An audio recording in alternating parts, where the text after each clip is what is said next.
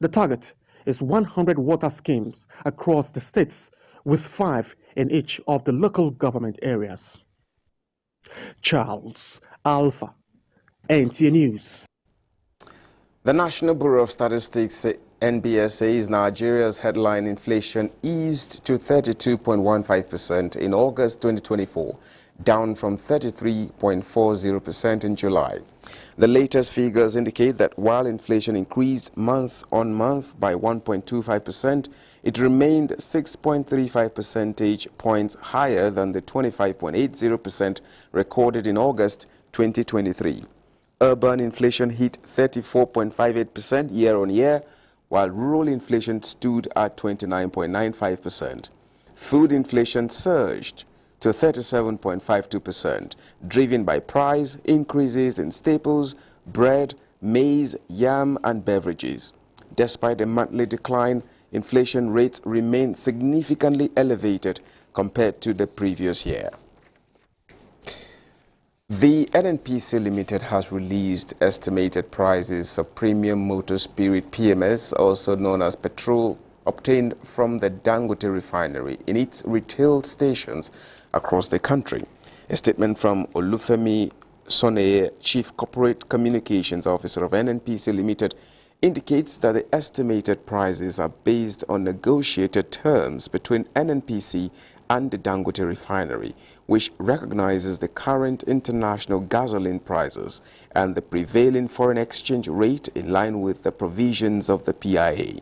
The NNPC Limited confirmed that it is paying the Dangote refinery in USD dollars for September 2024 petrol PMS offtake, as Naira transactions will only commence on October 1st, 2024. NNPC Limited reassures Nigerians that any discount from the Dangote refinery will be passed on 100% to the general public.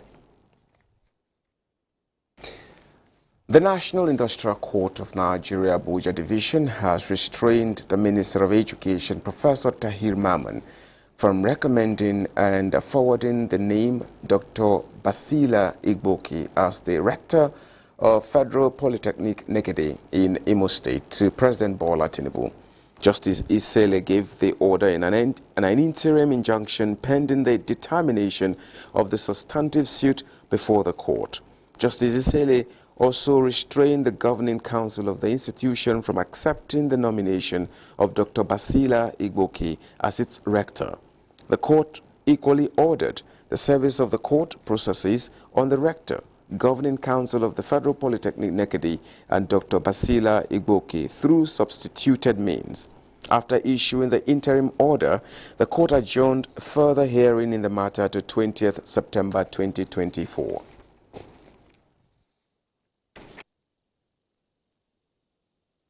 Muslim Ummah in Asaba joined their counterparts worldwide to celebrate Eid-el-Maulud, the birth of the Holy Prophet Muhammad, in a colorful way. Thousands of Muslim faithful converged in their different mosques to mark the day. Chinyere Okoli captured the mood of the event.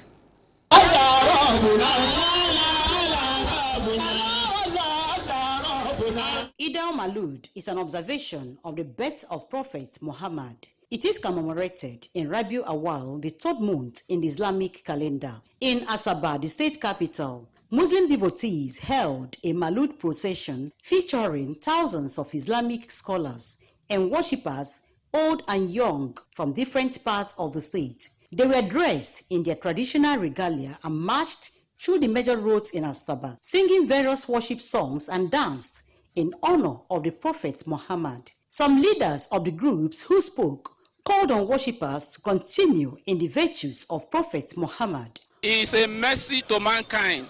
There is no one that follows him except that he or she will know the peace that Almighty God wants for us here on earth. So it's a happy celebration to mark the day he was born. We should love each other and we should do our best to make the country better for ourselves. Others tasked them to draw inspiration from the Prophet's teachings of selfless service, peaceful coexistence, and exemplary leadership. Prophet Muhammad brought peace to this country, and he brought tranquility, and he brought equity, that we should try to create peace among ourselves to be just among ourselves and share the blessings Allah has given to us in this country. We are emotional, we are happy, we are the happiest people in the country today. Meanwhile, the federal government has declared today national holiday to mark Eid-el-Maulud festival in commemoration of his birth. In Asaba, I'm Chinyere Okoli, NTA News. Similarly, the head of the Civil Service of the Federation, DD Esther Wilson-Jack, has extended her warmest felicitations to all Muslim faithful within the civil service across Nigeria and around the world as they celebrate the birth of Prophet Muhammad, peace be upon him. In a statement signed by the head of Information and Public Relations Office of the head of the Civil Service of the Federation, Eno Olotu, the head of the Civil Service of the Federation expressed heartfelt congratulations on the occasion, urging Muslims to uphold and embody the Prophet's timeless virtues of peace, kindness, humility, and selflessness, especially in their daily interactions. Wilson-Jack called on the Muslim Ummah to seize this spiritual moment to pray and for enduring peace, love, and unity in the collective pursuit of building a stronger, more prosperous Nigeria. This is where we end the news on NTA International. Thank you so much for being a part of it. My name is Justin Bemuyi, and Anna Olayinka has been the sign language interpreter. We'll say bye for now.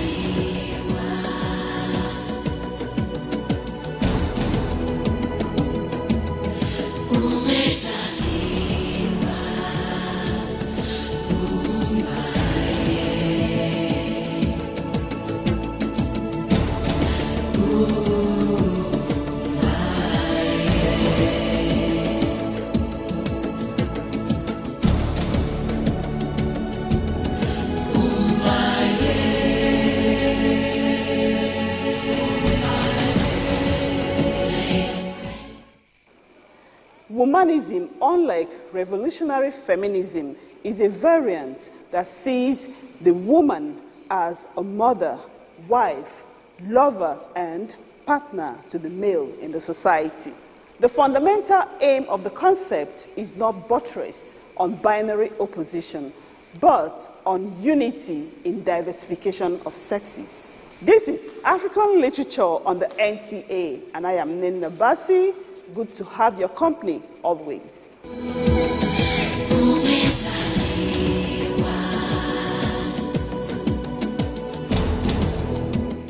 This episode takes a look at survival and achievements against all odds.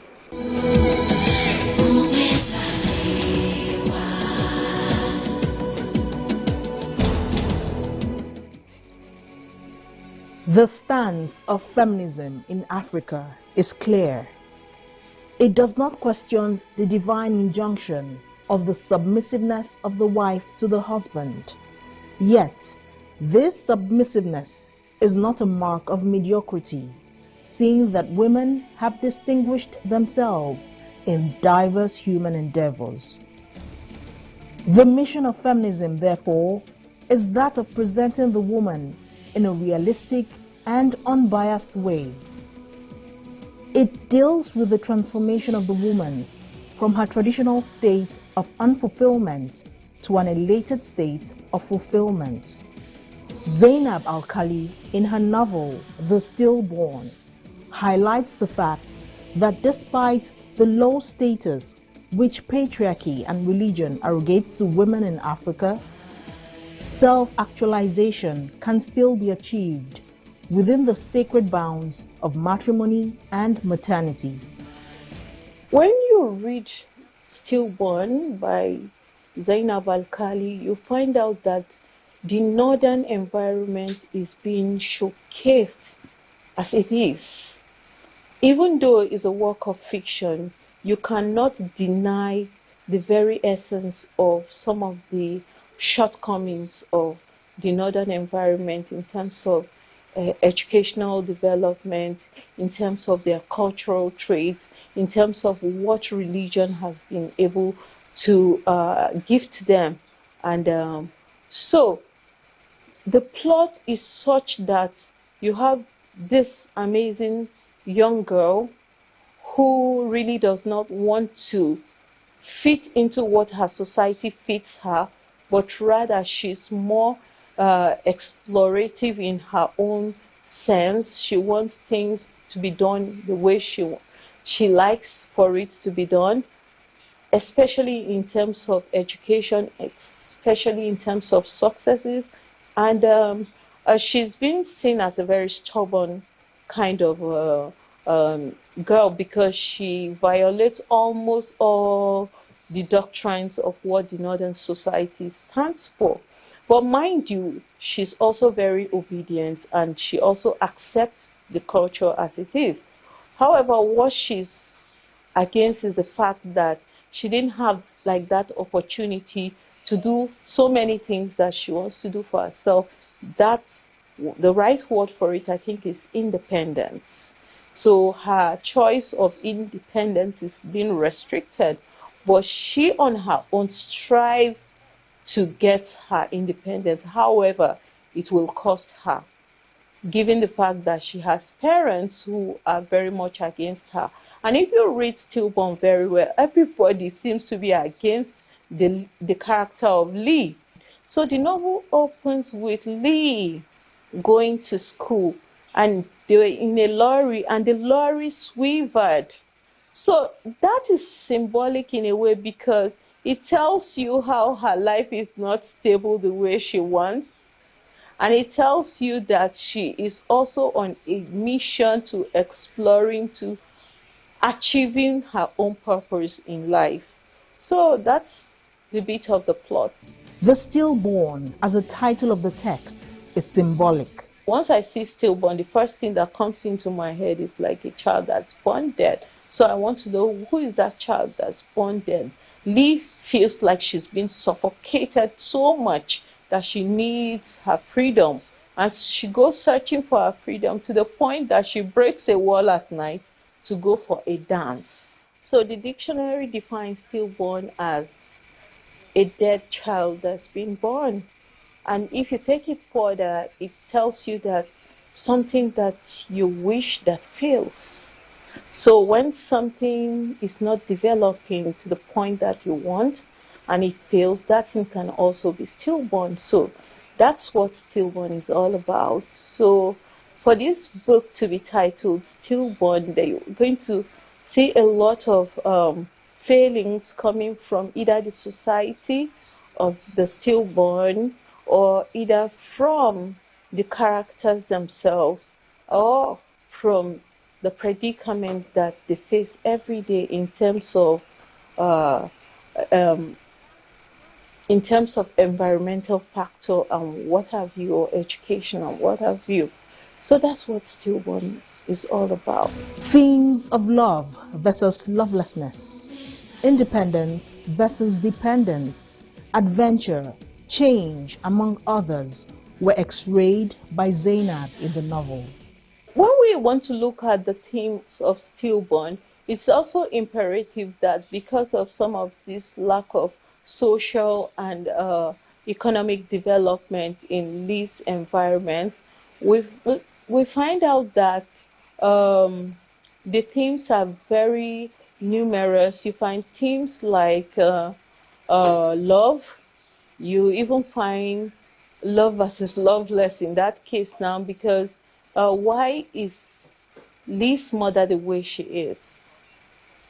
And why did Lee have to leave Habu to go and get things that she wants gotten for herself? So there's theme of independence versus dependence. Because while Lee is so independent, you can find the character of Awa. Awa is so fearful and she cannot do things that Lee does. So Lee is more the adventurous type. So you find the theme of adventure. And then you find the theme of change in itself. So the theme of change can also take us to the whole idea of feminism over womanism. A lot of people confuse feminism from womanism. And like Professor Alkali will always say, she's my mentor, that she's a womanist, an unapologetic a womanist. She's not necessarily uprooting patriarchy, but she is saying that a woman can get anything that she wants for herself because she deserves to. After all, the essence of marriage is for companionship. So if she isn't getting that satisfaction of companionship, she has every right to seek it. And she does not necessarily have to go on the radical to prove her point. Simple narrative style was adopted by the writer, considering the message and period of publication. Like this book is a full-length novel, and it has a simple narrative style that anyone can pick and understand. And the narrative style is such that it introduces you to the North. And let me emphasize that Zainab Alkali is the first Northern female English novelist. And this is her first novel, actually. So for her to introduce readers to the North, it was the best thing that happened in the world of literature in Africa. It was the best thing that happened to the world of literature in Nigeria, because she is able to showcase the cultural, socio-economic, environment of the North. And a lot of people were now beginning to see the North for the first time, that after all, these people are not as primitive as everyone else thought. After all, these people are also versed and they really want this education for themselves. But culture and religion seems to have been a major challenge for them. So the narrative style is very simple in that line, so that anybody who is reading it can be able to dissect and enjoy the story for what it is. As a novelist, Zainab's central characters are usually women, which she brings to the fore to pass a message. The Stillborn is not an exception to this. Lee happens to be the most focused character, the main protagonist of the novel throughout. Even though you find out that she comes from an extended family where you have Baba, you have Faku, you have Sule, and the rest of other minor characters, including even the dance. So the character of Lee is so significant to the novel because she tells you about her resistance to achieving certain goals for herself. the character of Awa is visible but minor because she contradicts the character of Lee. Those are contradicting characters, and you have character of Mama, who is not even as outspoken as Lee, but also achieves self-independence to a certain level. So you have different women are being portrayed in this novel, including Faku, her friend, who cannot go to the extent at which Lee was able to. So those are the kind of characters that Alkali portrayed in her novel to show to you that, yes, we can be in one society, we can agree and disagree in certain things. The choice is really ours. Her language is simple English. Northern literature has been much more preoccupied with writing in Northern languages, and in that sense, so we have a lot of Northern market literature, which we call the Soyeya literature, churning up at that time, and we have a lot of readers from the North at that time. However, there was no any other form of communicating to the outside world, the life of the average Northerner would do and all of that. So Zainab Alkali was the first woman who actually said, well, our story must be told in English language. So the language of communication is more important than the actual diction that's used in the book, because she explained in a very simple, not complex English. The novel is set in the eastern part of the northern Nigeria.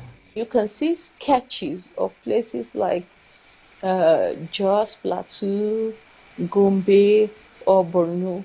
So it tells you that it's eastern part of the north. It's set in the northern environment. It explored the northern narratives. It tells you about the northern everyday life, including their cultures, their superstition, their religion, and what they stand for, actually. So that's what the novel is about. Zainab Alkali is described as a literary scholar to the core.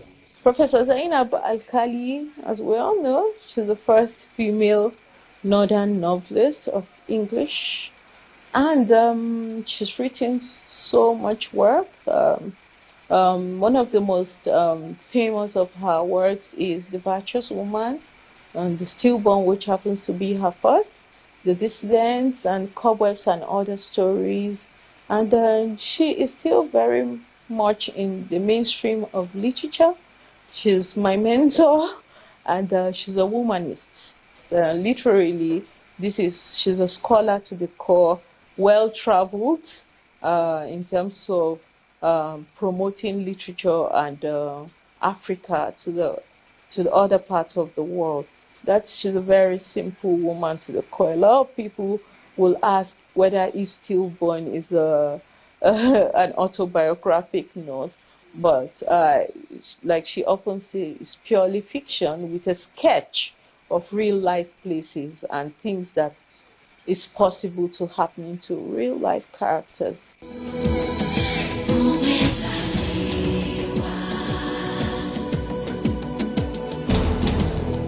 Zainab Alkali is a northern woman who has emerged as a stallion and given the northern story a voice.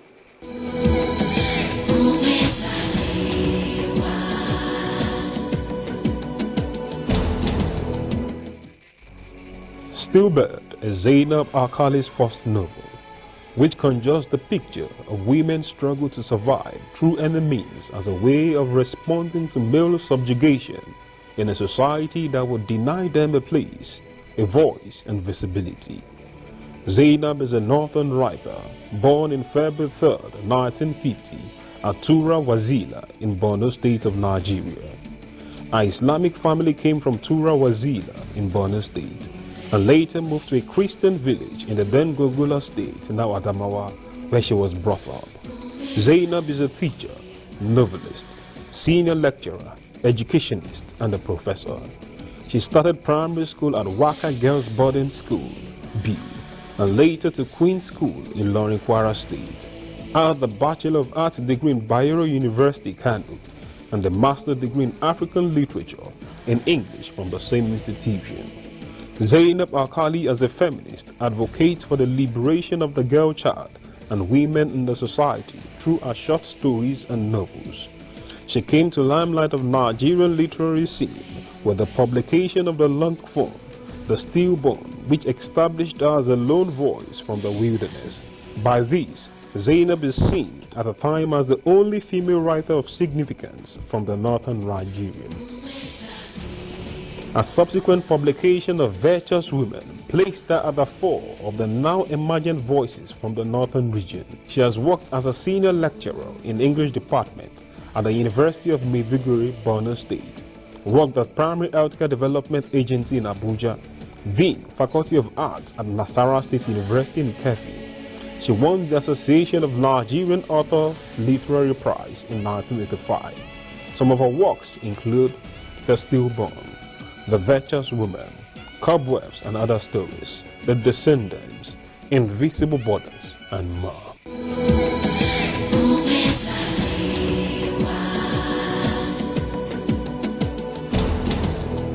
The need to blend two different ideas grammatically and logically in literature is imperative. Therefore, it's key to understand the next device coming your way.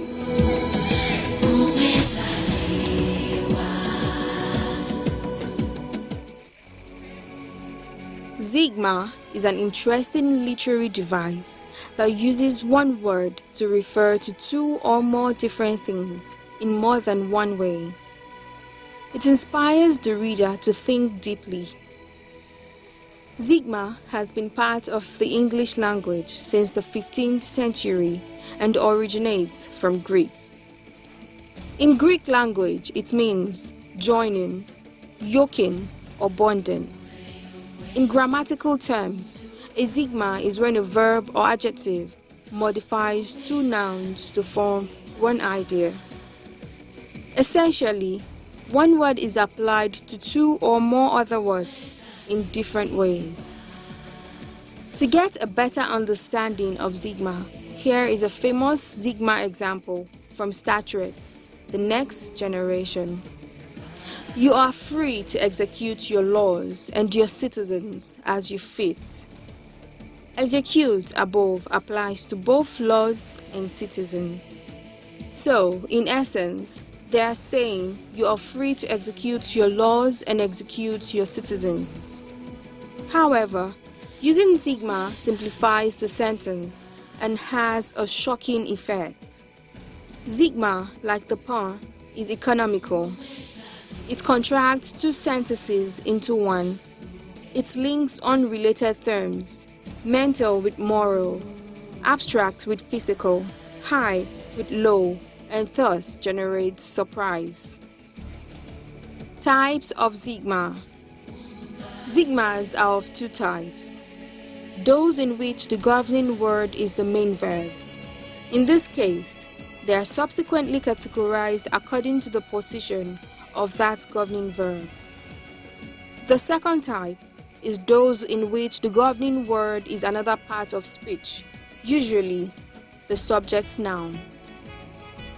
Examples of zeugma. The underlined words in the sentences below are zeugmas.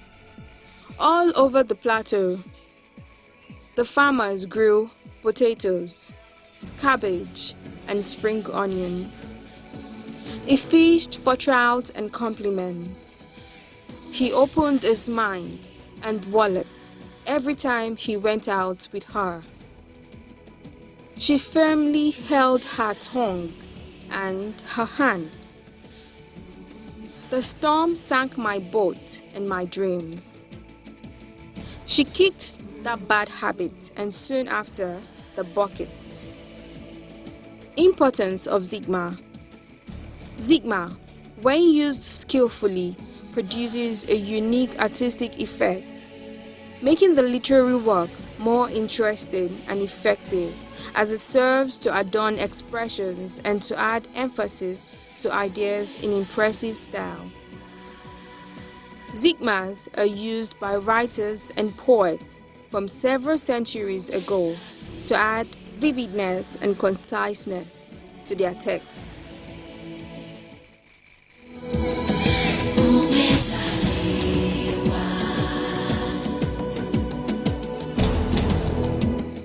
Diversity is an aspect of human existence that cannot be eradicated by terrorism, war, or even self-consuming hatred.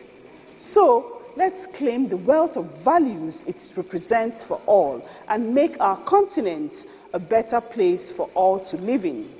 Here is our wise saying. And on that note, see you next week. Bye. Bye.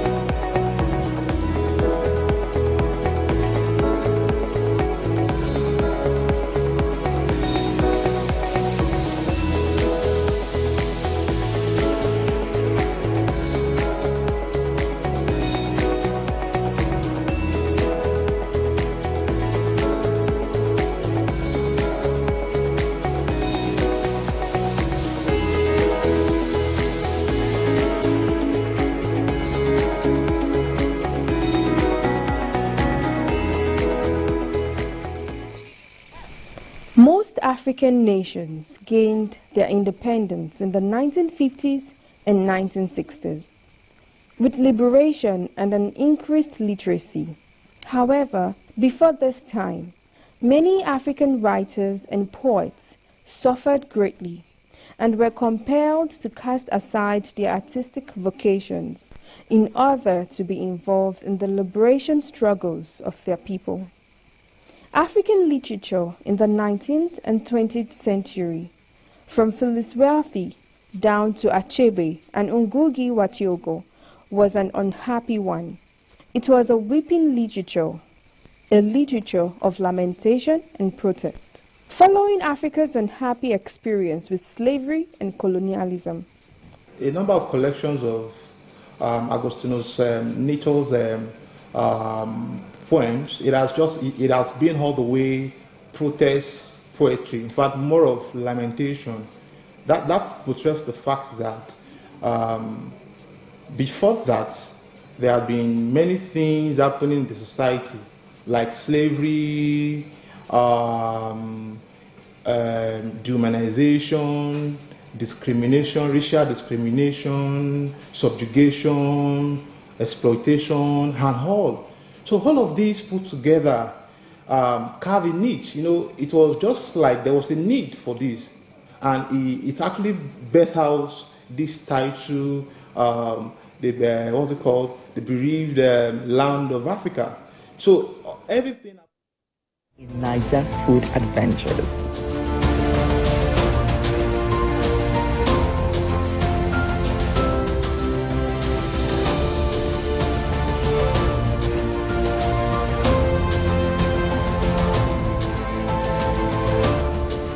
From the savory goodness of akara to the sumptuous puff-puff, Nigerian food is a gastronomic delight.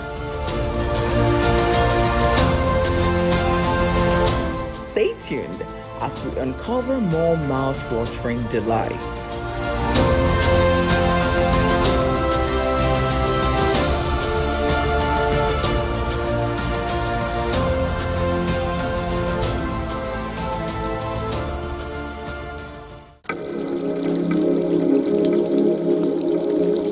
Water is life. It is not a cliche. It is a fact. Medical experts say 60% of the human body is made up of water, just like 75% of the Earth's surface is said to be covered with water. Plants, animals, and humans all need water for various purposes. You may think the call for constant drinking of water is overrated, but here are some benefits of this colorless liquid. Water is the #1 cleanser of the skin, not just from outside, but within. Without water, the skin cannot function at its best. It becomes dry, tight, and prone to aging. Drinking enough water helps to flush toxins from the skin, keeps the skin moisturized, and also reduce acne. Did you know drinking water first thing in the morning fights toxins in the stomach and boosts metabolism? Many health experts say drink at least 8 glasses of water a day. This will prevent dehydration and keep the body at a normal temperature. Water is a great mouth cleanser. It rinses some food particles from the teeth, prevents some buildup of bad bacteria which causes mouth odor. Also, drinking water frequently keeps the mouth moist. Water is a great source of weight loss. Health practitioners advise that water be taken at least 30 minutes before meal. This prevents overeating by creating a sense of fullness. Did you know water helps the kidney remove waste from the blood in form of urine? Every day, the kidney filters about 120 to 150 quarts of waste in form of urine. If the kidney does not function very well, waste products and excess fluid can build up inside the body. This also can lead to some diseases such as the kidney stone. Drinking water helps the bowel to function properly. Lack of water can lead to digestive problems, constipation, and increases the risk of heartburn and stomach ulcer. Indeed, nature has blessed us with water, not only to quench the thirst, but also as a medicine.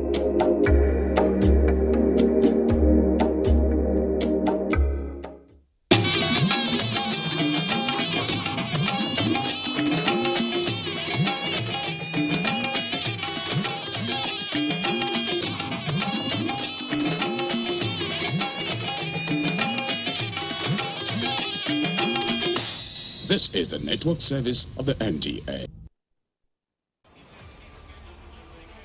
The race to qualify for the biggest football competition in Africa is on, the 2025 Africa Cup of Nations.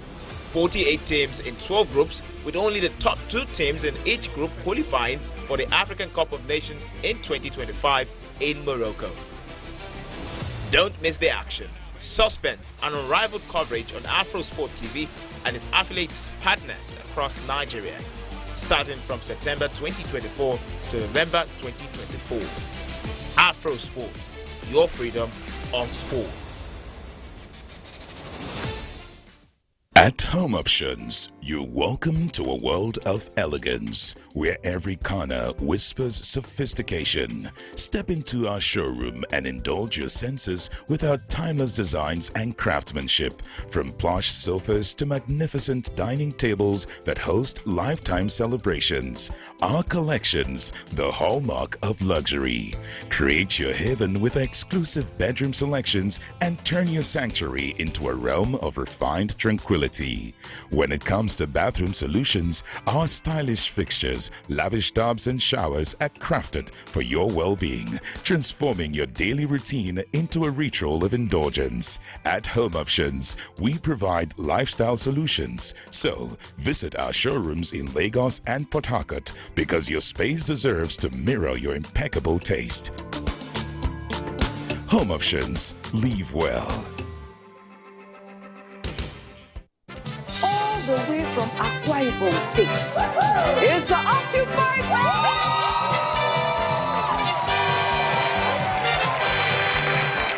and all the way from Ogun State, my state, is the Peters family. Name an animal that makes a loud noise. A lion. Dog. Chickens. An elephant. Parrot. Ta-ta-ta-ta-ta. Parrot. Wolf. You are telling lies. You have not mentioned the main thing that is distracting you. The one that you are seeing that is distracting you, you have not mentioned it. Do you gamble? I play best once a while. Shop now, shop now. James, mention a local Nigerian snack. Accra. Accra, go. Ghana. My guy said Accra. Hey, Pumasilo, that's all. Alrighty, guys, he says Akara. Is that on the board? Survey says.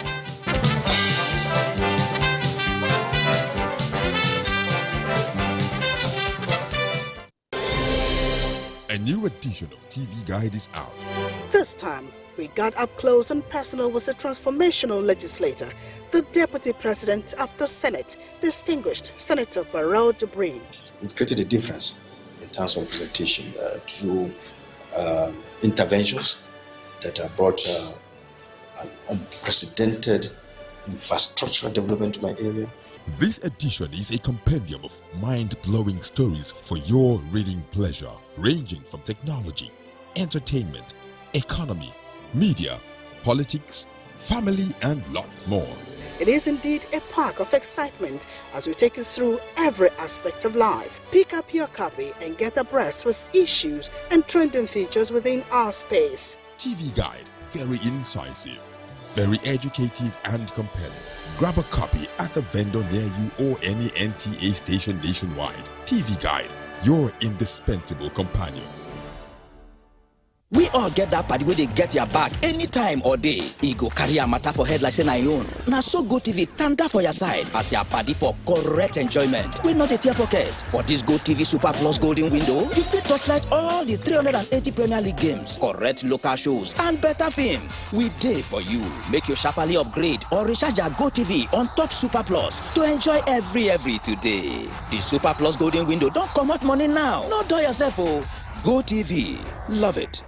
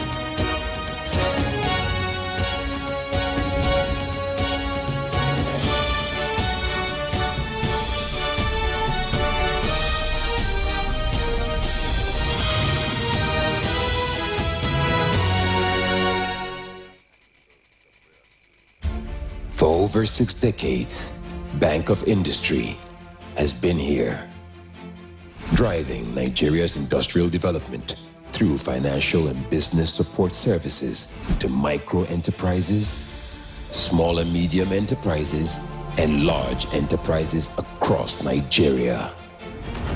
Leveraging on strategic partnerships, we provide equipment financing, working capital, and support to enterprises in key sectors of Nigeria's economy, including youth and women-led enterprises.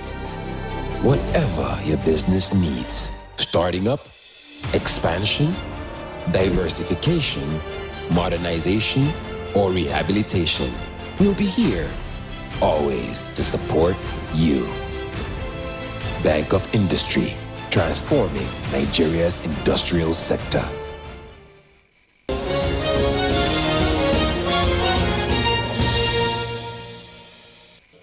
Hello, and welcome to BOI Impact. I am Elo Odibomadaki. The Bank of Industry and the Nigerian Consumer Credit Corporation, Credit Corp, recently signed a Memorandum of Understanding for a managed fund agreement to enable all eligible Nigerians to access consumer credit. The MD-CEO of the Bank of Industry, Dr. Olashipo Olusi, and the MD-CEO of the Nigerian Consumer Credit Corporation, Credit Corp, Uzoma Wagba, signed on behalf of their respective organizations. Here are the details of the MOU signing ceremony.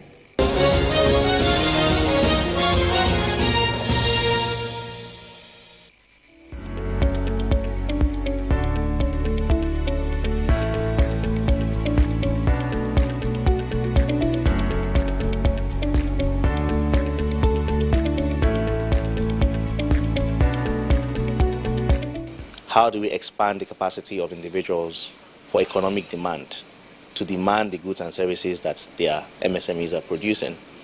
So our jobs are very complementary. And so while this is what may seem like the first step in an MOE signing, which is essentially a process step for us, relying on another DFI or working with another DFI to kick off our scheme, the more important job is a longer journey between us and institutions like BOI, where we essentially enable their success as they are enabling ours. And that is how the cycle of credit works. So that is why we're here. And it's a long journey that we just started today. The Credit Corp was created to enhance consumer credit in this country. And they're just starting off. They're the latest DFI. And they really need some kind of support to help them get off the ground until they put in place their own processes and procedures. And so BOI, being the largest and the oldest DFI in this country, has decided to step up to the plate to support Credit Corp to be able to deploy some of their credit into the economy and to support the whole credit ecosystem.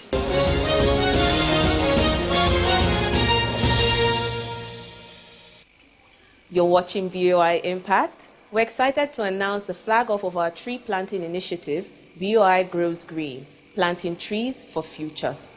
This initiative is part of BOI's commitment to environmental sustainability, which is one of the bank's main thematic areas, climate and sustainability. Part of the initiative is to plant 1,000 trees across the Lagos state.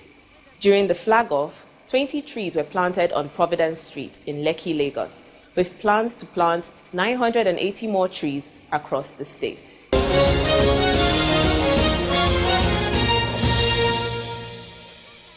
In his speech to launch the tree planting initiative, Dr. Olashipo Olusi said BOI will continue to support environmentally friendly projects. Today, we are launching the first phase of our ambitious tree planting program, where we shall be planting the first 1,000 trees in vulnerable communities and schools along the Lekki-Epe axis of Lagos State.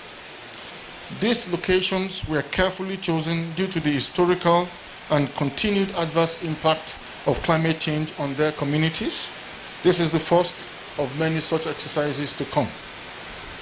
One of the primary drivers of our development strategy at the Bank of Industry to accelerate industrialization of the Nigerian economy by providing financing and capacity building solutions to environmental friendly and sustainable projects.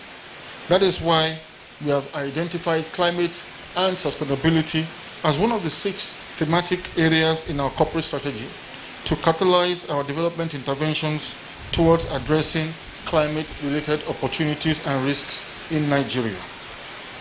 In closing, I would like to express my sincere gratitude to all our partners, stakeholders, and community leaders here present for taking time out to join us for this exercise. I say well done to our climate and sustainability champions, led by Yinka Adeboye. Thank you. Our implementing consultant and the entire staff of the Bank of Industry, I want to say a big thank you to you as well. The General Manager, Lagos State Parks and Gardens Agency, Adetong Popola, thanked BOI for the initiative. We all know that health and wellness is tied to the environment, whether we like it or not. The more beautiful and aesthetically pleasing the environment is, the better the air, and the cleaner the air is, the better we manage our waste. It also reduces the number of people that get into the hospitals and are sick. I'm very glad to see BOI growing green. And we hope that in the future, these trees that we're planting, our children will find shade under these trees. We're happy also that your slogan is planting trees for the future. Coincidentally, our Lagos State Tree Planting Day theme for this year is Nurture Our Future, so we're in sync. Head of Office, Nigeria, International Finance Corporation, IFC, Christian Mulamula said the tree planting initiative is vital for the environment. We are strong believers in the climate. We're obviously concerned about climate change, and we believe it's a responsibility for each and every one of us to do his best to address climate change. Okay, they say the Amazon are the lungs of the planet, isn't it? But each and every tree that you plant is basically a small lung, all right? Because that's where you're going to get your oxygen for tomorrow and the day after. I usually remark when I was growing up, and I would see tall trees, and I would realize that the people who planted those trees were not with us at that point in time. So the tree that you plant today, when it's grown, your son is going to be, or your daughter is going to be looking at that tree, and he'll be saying, wow, mom, dad, or grandpa, whatever, planted that tree. And when he sets his tired body next to that tree, gets some shade, they'll say, thank you, mom, thank you, dad, for planting that tree. General Manager, Corporate Finance and Advisory at the Bank of Industry, Yinka Adebuyi, said the BOI is working on more environmentally friendly projects. It's not just for the optics, it's also largely to decarbonize the environment, and these trees have aesthetic and medicinal benefits as well. And for us in BOI, we're really strong on sustainability. So it's not just about the planting trees and just leaving them there. We're working with our partner to ensure that they continuously support the growth of these trees so that many more years to come, we will still have those trees thriving and doing well. And just to also mention that beyond planting trees, right, we're also carrying out some development capacity building initiatives. We're training 200 youths and women in recycling and upcycling opportunities so that they can start up a business by themselves and be able to live a sustainable life. BOI's Executive Director, Corporate Services, Mr. Usen Ifyong, gave the vote of thanks. I want to say a very big thank you to all of you for sparing your time at this moment to come and honor this event. Like people have always said, the true meaning of life is to plant trees whose shade you don't know whether you will see.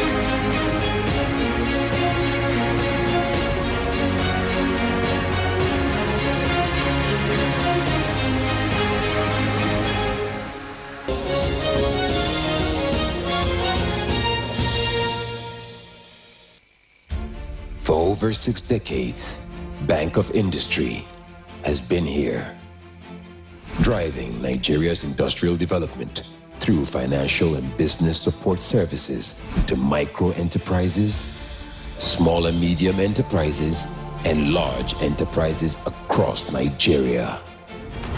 Leveraging on strategic partnerships, we provide equipment financing, working capital, and support to enterprises in key sectors of Nigeria's economy, including youth and women-led enterprises.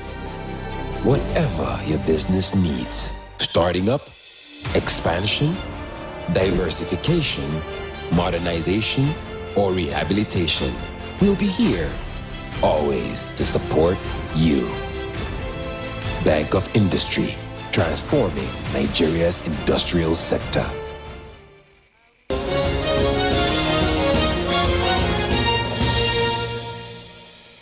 Bank of Industry is helping us. In fact, more than helping us, realizing our dreams faster and realizing these benefits not only for us, also for the community, for Nigeria, for environment faster. It's not easy to do in a short term, but Bank of Industry helps to make it in very short term. That is the biggest advantage. Yes, helps us to realize our dreams and to realize, to help the environment and the community.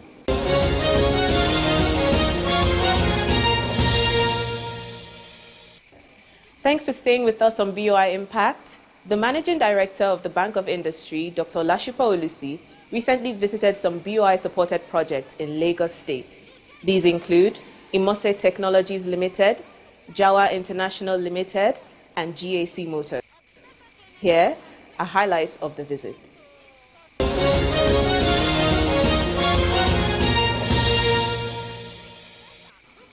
The first port of call was Imose Technologies Limited, a Nigerian telecommunications company producing high-quality gadgets such as smartphones, tablets, desk phones, and laptops.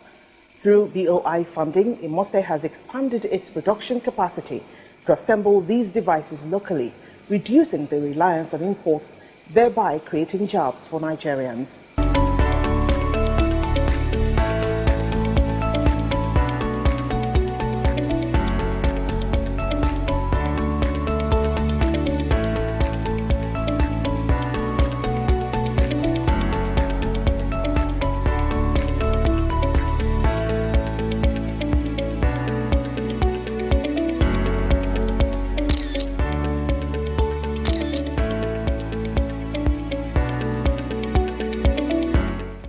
They are producing educational materials, right, in a digital way that will help upskill and train young people in this country. I think that's amazing. I really like that. The MDBOI was also at Jawa International Limited, a prominent pharmaceutical manufacturing company in Nigeria. With a total staff strength of over 500 highly skilled professional and certified employees, Jawa International Limited prides itself in maintaining core competence in the production of various pharmaceutical formulations.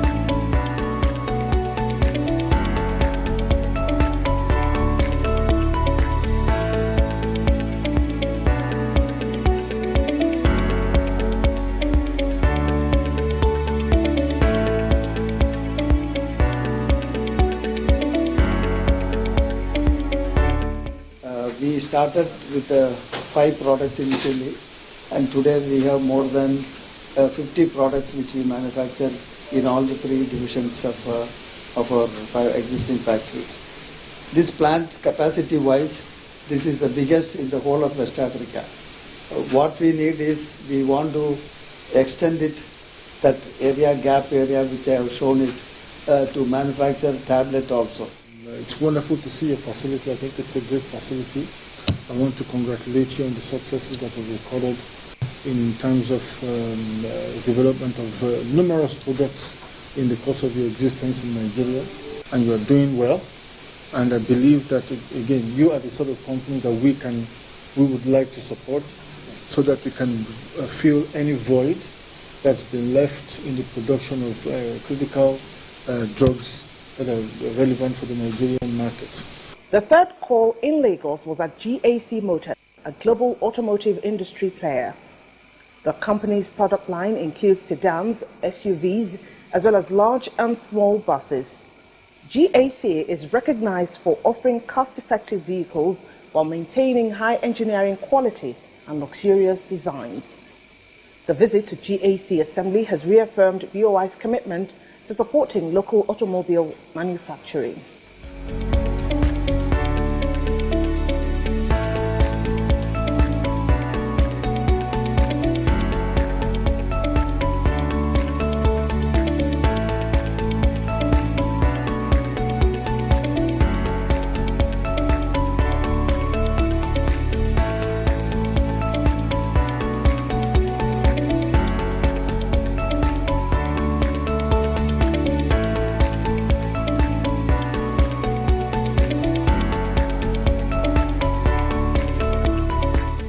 The capacity for industrialization exists in Nigeria.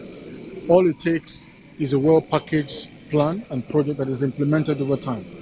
And one thing that has stood out for me is the dedication to cause of entrepreneurs that have operated these businesses. So it's encouraging to see the Nigerian institutions are really driving the industrialization plan for the country. And what I like is it's possible, and that is fantastic.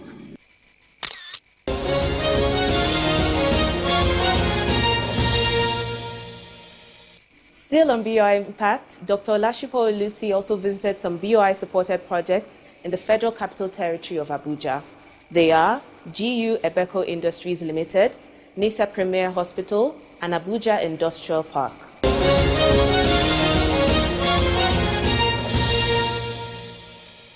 In Abuja, the BOI MD's tour started at NISA Premier Hospital Limited, one of the prestigious hospitals in the country, with a focus on obstetrics and gynecology, specializing in fertility services and pediatrics. The hospital in 1998 became the first in Nigeria to produce a test tube baby via in vitro fertilization, IVF.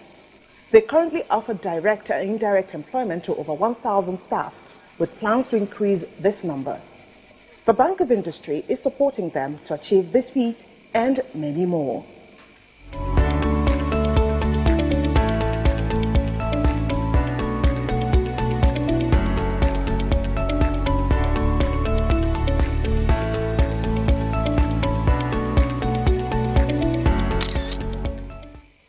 The second visit was to GU Ebeco Industries Limited. The vision of GU Ebeco is to develop a reliable indigenous furniture industry that would guarantee world-class services in every furniture manufacturing project. With the support of the Bank of Industry, the company, which started as a furniture sales outlet, has now gone into full production of quality furniture products.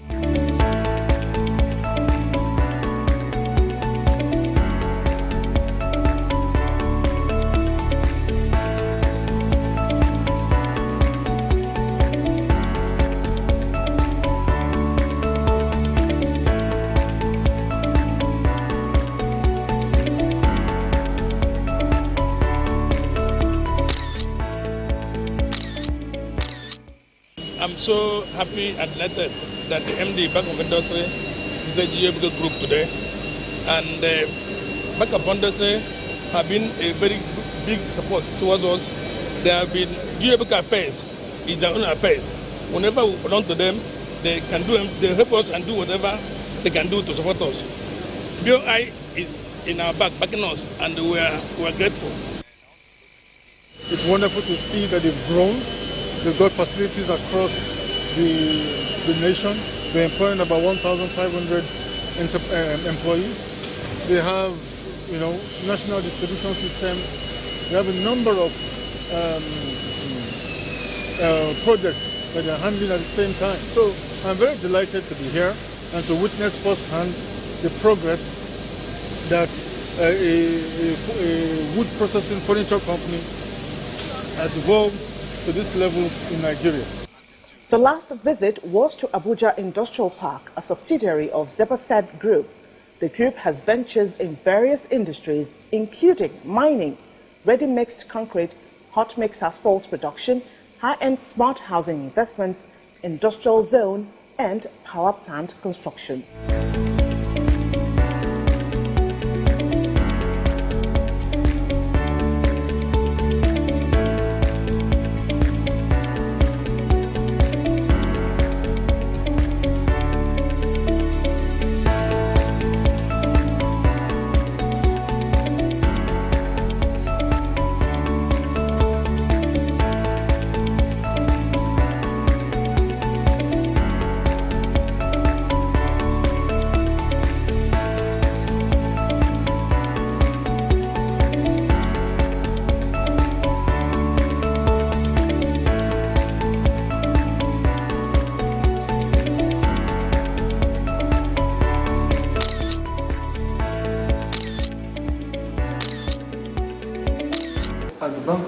industry, one of our 6 thematic areas is infrastructure.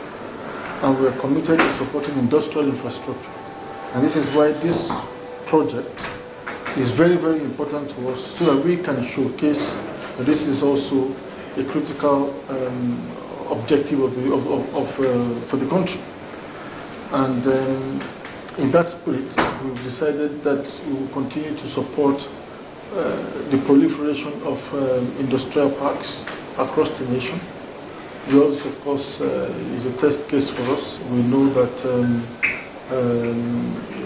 again, why yours is so unique is that you also have a plan for MSMEs, yes, which is very important for giving the kind of mandate that we have at the Bank of Industry to support that particular segment of our economy, and rightly so, because they are the ones that champion job creation, and much of the growth of the economy is attributable to them. So, thank you for the opportunity. I like the fact that you have the vision, the energy, and the optimism.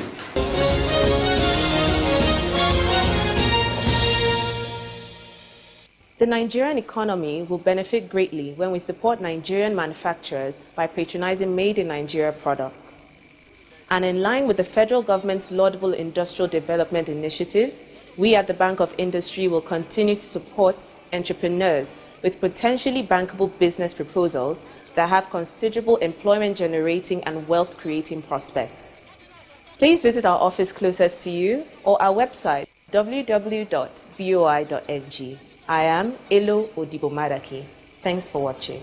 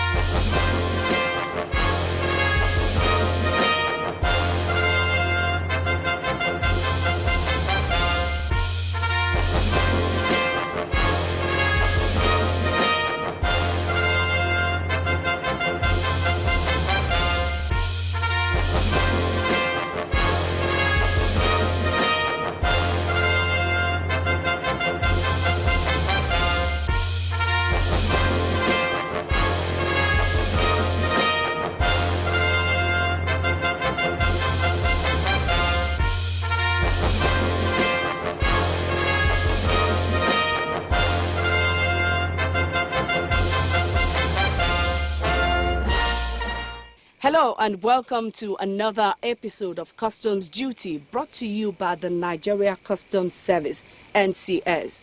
On this week's episode of Customs Duty, Controller General of Customs decorate appointed Deputy Controller Generals and Assistant Controller Generals.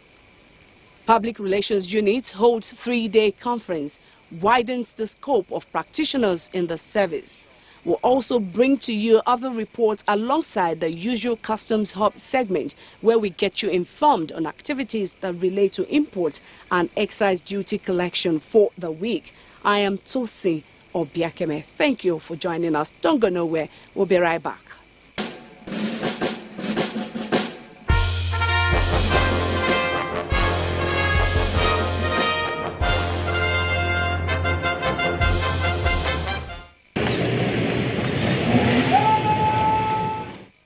The Comptroller General of Customs, Bashir Adewale Adini, MFR, arrives at Nigeria Customs Command and Staff College, Gwagwalada.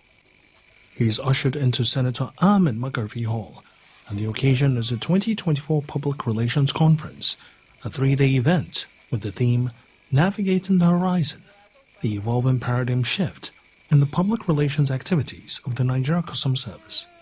In his welcome address, the Nigeria Customs National Public Relations Officer, Chief Superintendent of Customs, Abdullahi Mewada, underscores the significance of the conference. This conference is not merely a gathering of minds, but a chance to collectively reflect on our journey, assess our present, and envision our future. As we explore the chronicles of progress, we will trace the historical path of our units, acknowledging milestones reached, the challenges overcome, and the invaluable lesson learned along the way. The retrospective view is crucial as it sets the foundation for our discussions on the contemporary dynamics, the current landscape of PR strategies, media relations, and communication technologies shaping the identity of the Nigeria Customs Service today. Looking ahead, our focus will shift to future horizon, where we will envision the role and strategies of the public relations unit in the coming years.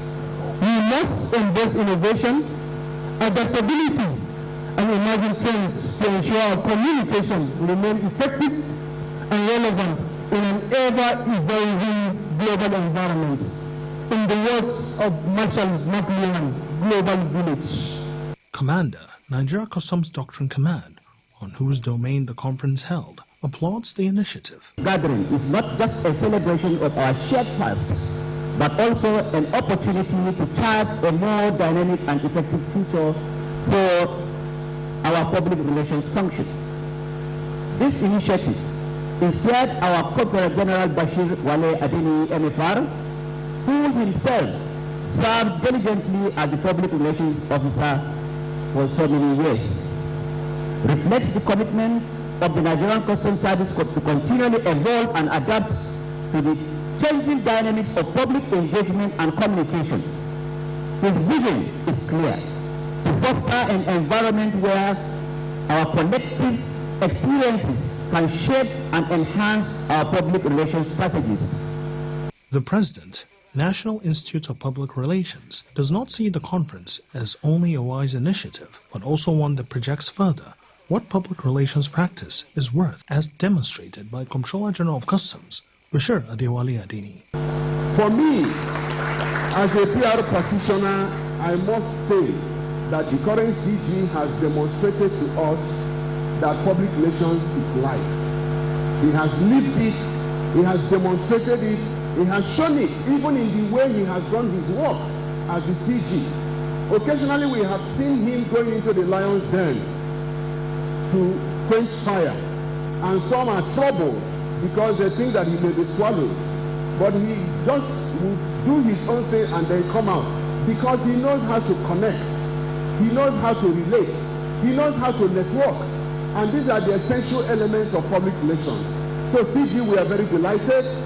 We celebrate your achievements in office. Within 15 months, we have read what you have done, and it's only a PR practitioner that could have done it. But you see, you are a very wise man, because you could have done all those things and they could have gone unnoticed.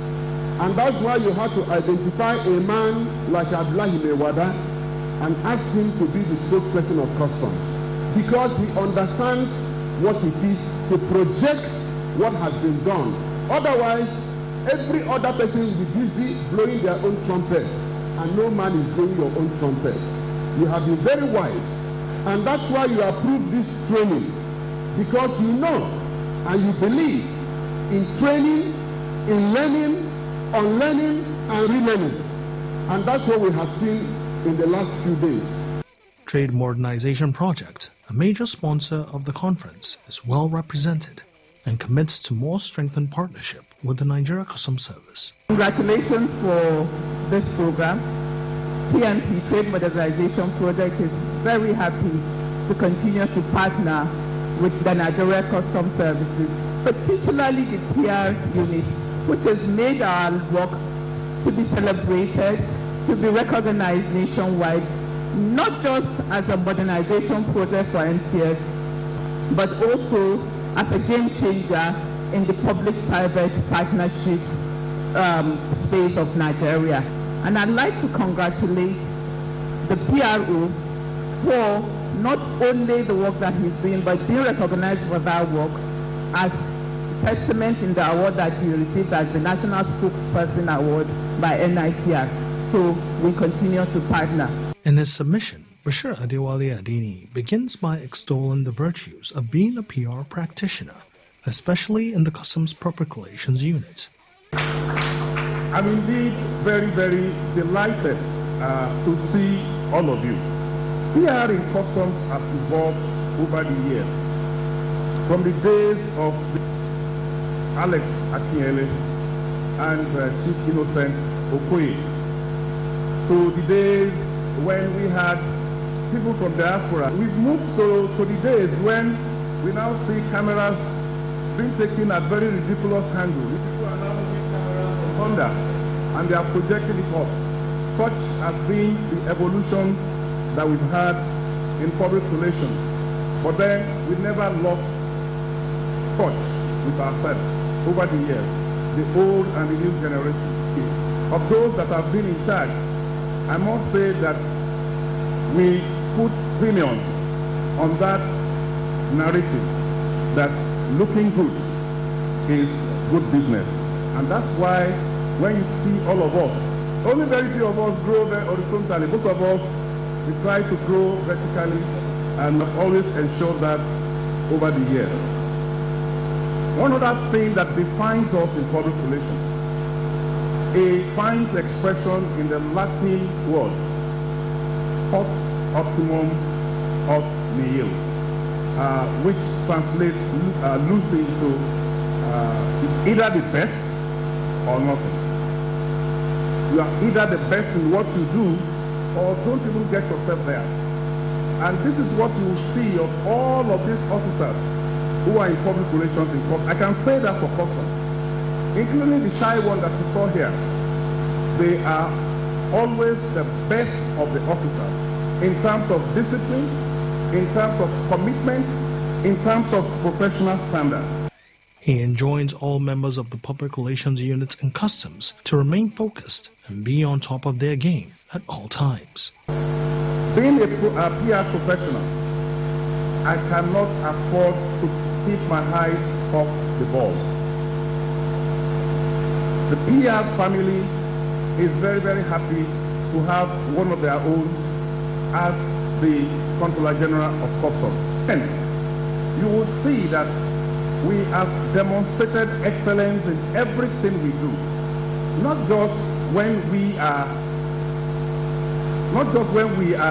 in the highest possible position in an organization. So for our junior colleagues, command PROs in Customs, this therefore is a challenge for you. You must aspire to be the best in everything you do. Capacity building is not a one-off event. You must continue to strive to be a better version of yourself. We are evolving. Public relations is evolving in response to the evolving society. The three-day event has brought together resource persons of divergent experiences, wherein panel discussions held with the view to widening the horizon of practitioners in the Nigeria Customs Service. Rounding up the event, a dinner night held where moods are relaxed.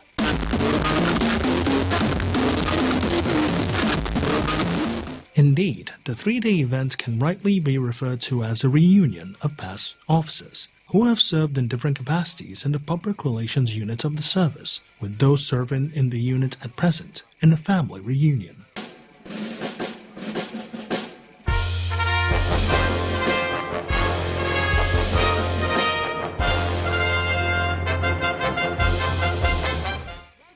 After the conferment of the appointment of 2 Deputy Comptroller Generals of Customs and 5 Assistant Comptroller Generals at the 60th Regular Board Meeting of the Nigeria Customs Service by the Honorable Minister of Finance and Coordinating Minister of the Economy, Wale Edun, the Comptroller General of Customs, assisted, has performed the decoration of the appointed management members in a brief ceremony attended by other senior officers, spouses of the celebrants, as well as friends and well-wishers.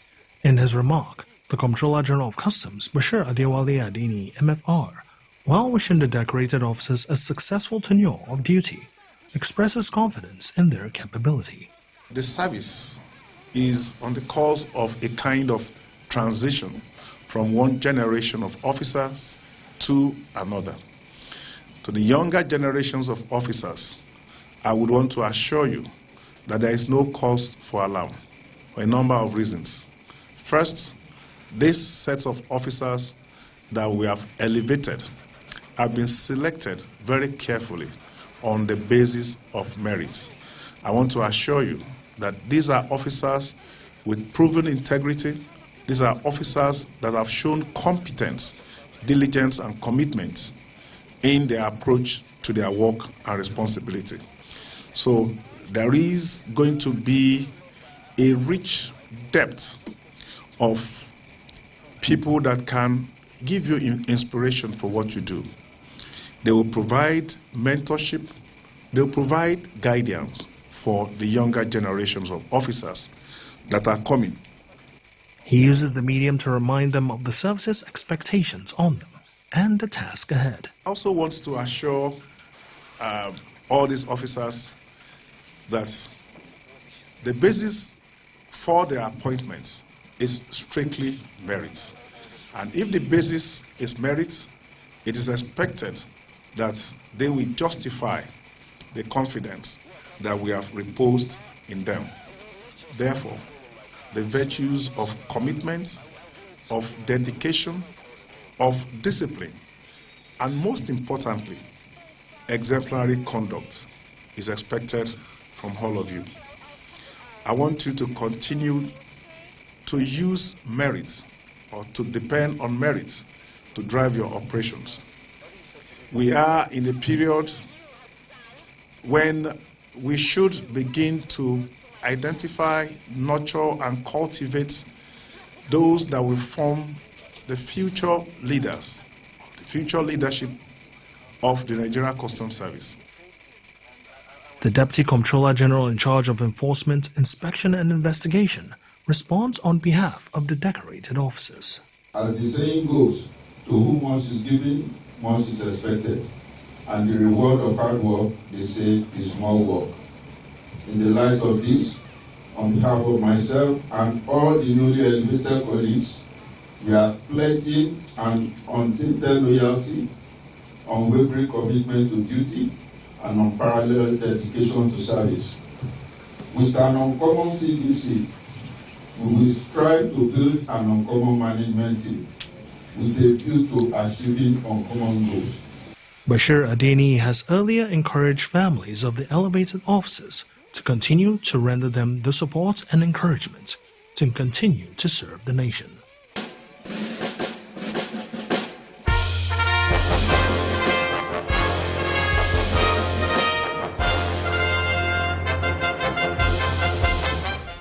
The Nigeria Customs Service Operation Whirlwind has sustained its onslaught against criminal elements who perpetrate smuggling of premium motor spirits, with seizure of over 20,000 litres of the item with a duty-paid value of 18 million naira during a 7-day operation in Zone A. Comptroller Hussein Jibunu laments the act of smuggling of the item from Nigeria, noting its negative consequences.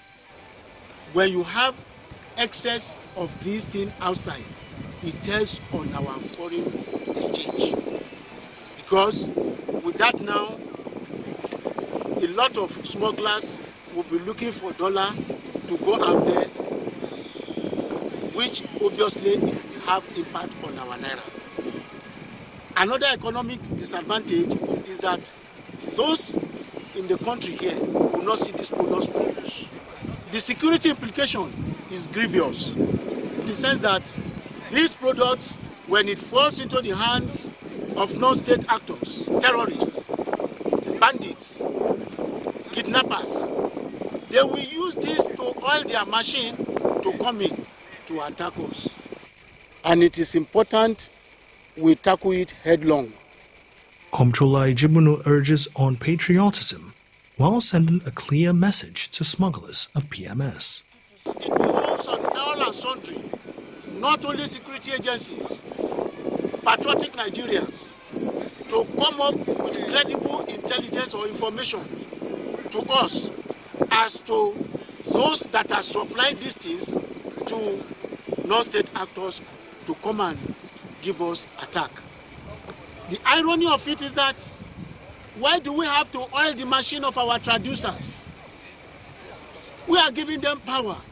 We give them the energy to come in by allowing this smuggling to prosper. My message to the smugglers is simple. No hiding place for them except they embrace legitimate trade. He reveals that alongside the intercepted premium motor spirit, the team has also seized 5 vehicles used as a means of conveyance for the smuggled petrol. He uses the medium to appreciate the National Security Advisor, Comptroller General of Customs, and other key stakeholders for their continuous support, which has continuously aided the success of operations.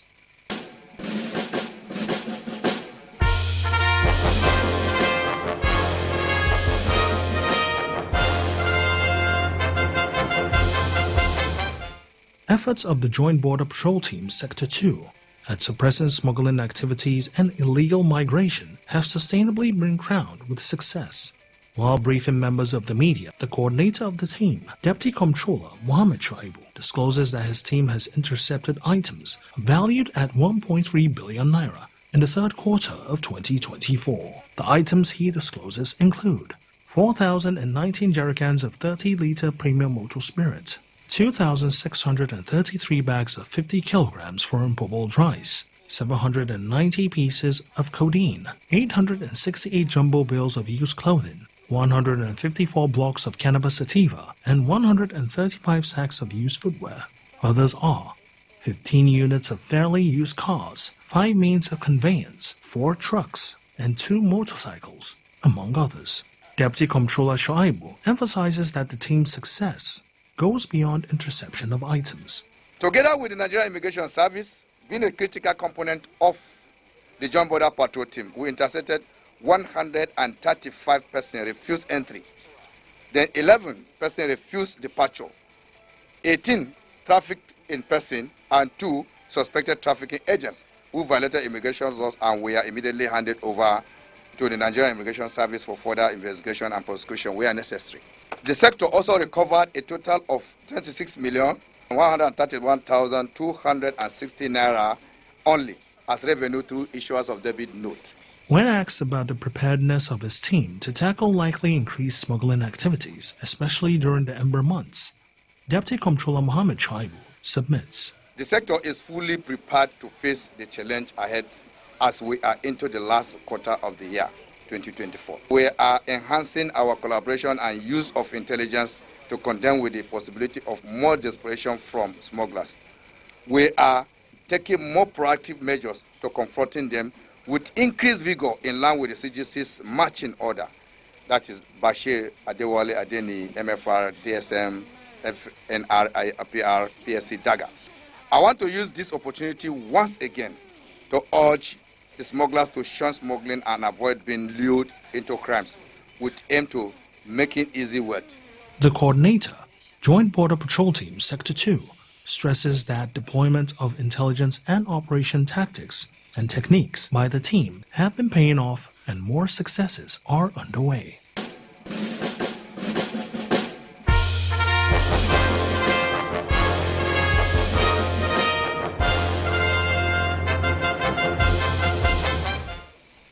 Comptroller Babatunde Olomu Customs Area Controller Apapa Command inspects a guard of honor in preparation for a parade, an occasion during which some officers of his command are recognized for diligent and exemplary performance.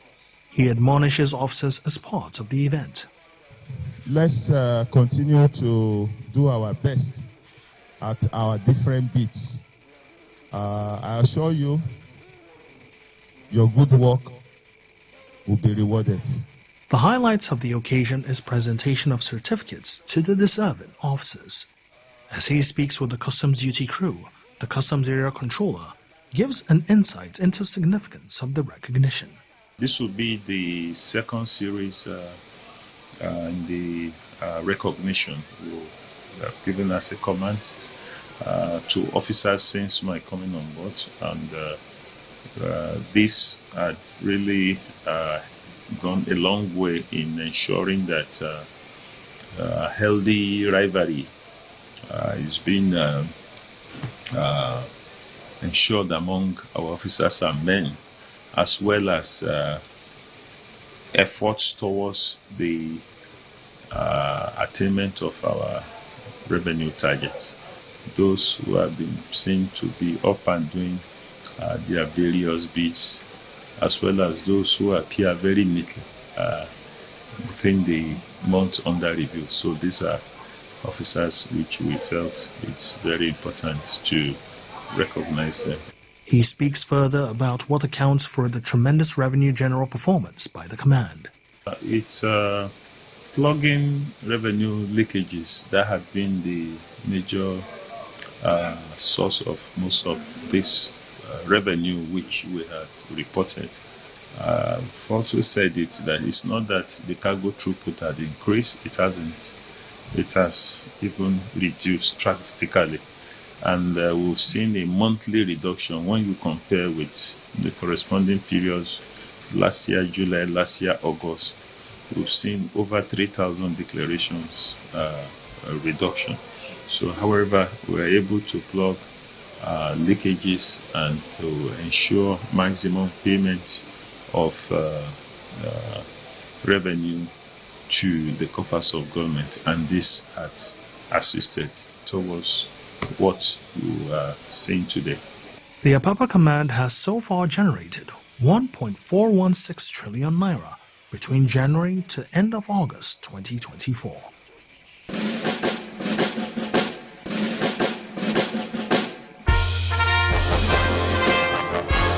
Hello and welcome to the segment Customs Hub on Customs Duty. This is a segment that summarizes some of the activities of the Nigeria Customs Service regarding weekly revenue generation and other related matters. We take a look at the total number of free arrival assessment reports issued and revenue collected from Friday 6th of September 2024 to Thursday 12th of September 2024. The total amount of free arrival assessment report, also known as PAR, issued for the week amounts to 4,198. The Nigeria Customs Service also generated 125,605,781,482 naira 33 kobo in revenue for the week. In another development, the Nigeria Customs Service collected the sum of 1,851,558,300 naira 33 kobo from excise duty. That is all for the segment Customs Hub.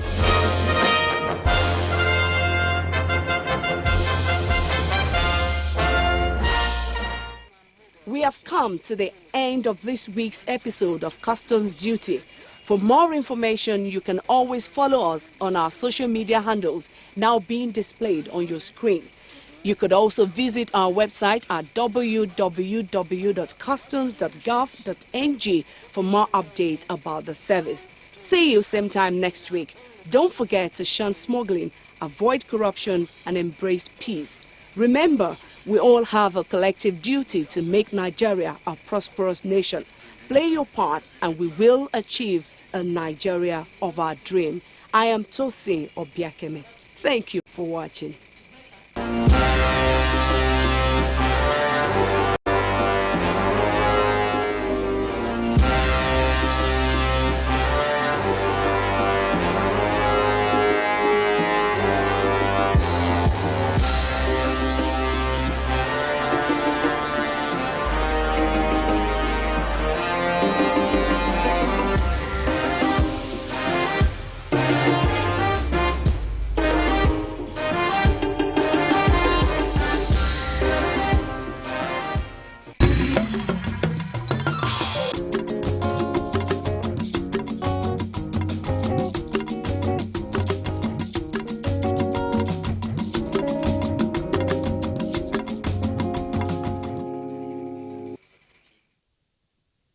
makes you happy. What happens if the guests come with attires whose colors do not correspond with those recommended? It is not as if it is a must that you must wear Ashodi. It's not for everybody. So if the chief celebrant sees somebody who is not into that attire, why will he or she not welcome the person? There are factors that could make people to disappoint you in that way. Some, it could be that they don't have the money to afford the material given. So it could be that they don't like wearing the same clothes with so many people. Inasmuch as decoration is aesthetic to an event, people whose attires do not conform with the color of the day should be free to partake in the merrymaking or identify with others wearing the same uniform. After all, the essence of attending any party is just to celebrate with others and have a nice time. So, next time you're going out for that occasion, the choice is yours. Stay with the crowd or have your own unique identity.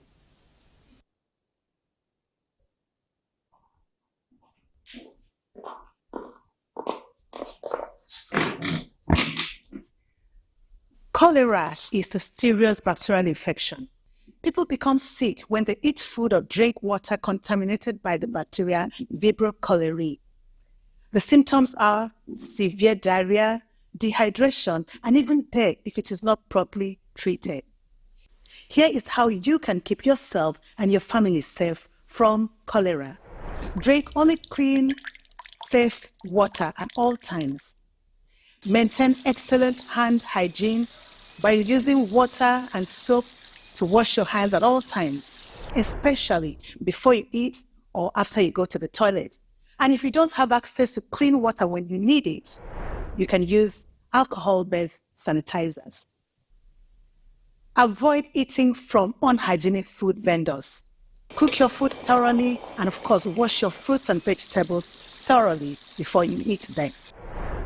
If you or anyone you know becomes sick with diarrhea or vomiting, seek medical help.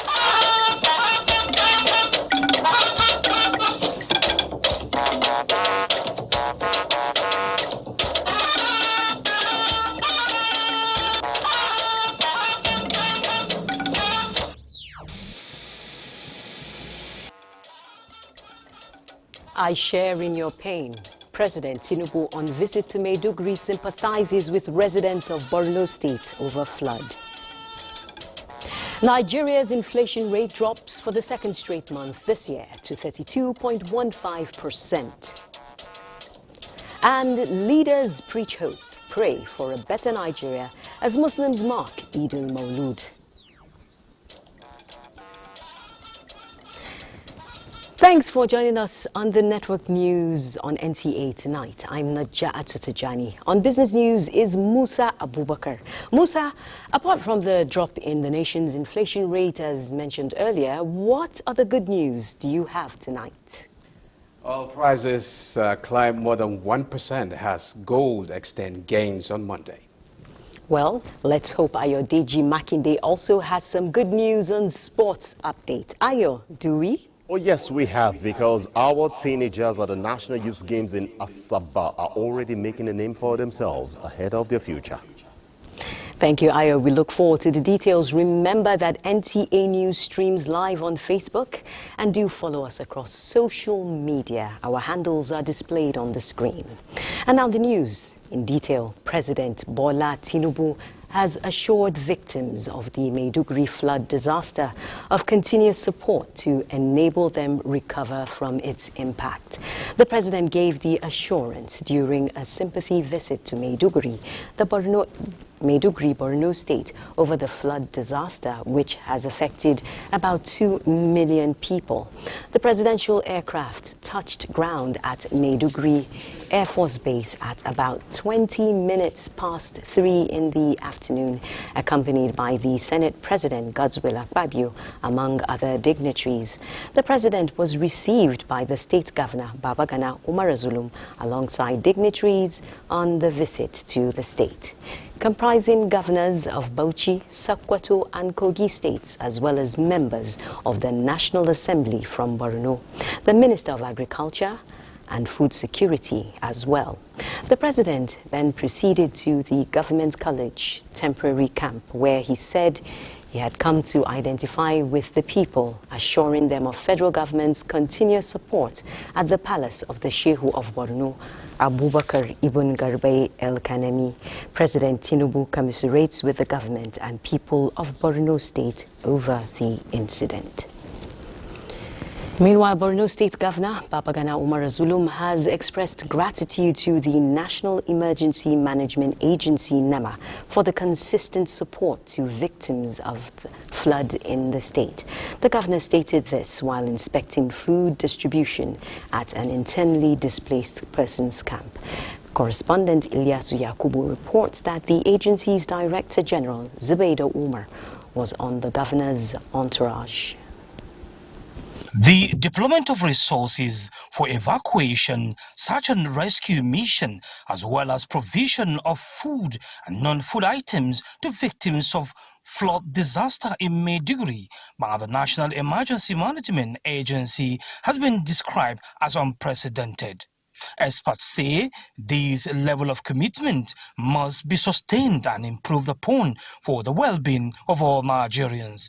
Governor Zulum said with the volume of intervention work done by NEMA for the upkeep of disaster victims across the country, it is obvious that the agency is overwhelmed and therefore appeal. NEMA is overwhelmed, and therefore I'm also pleading on behalf of the National Emergency Management Agency to the federal government in order to provide additional support for them so that they can carry out their functions diligently.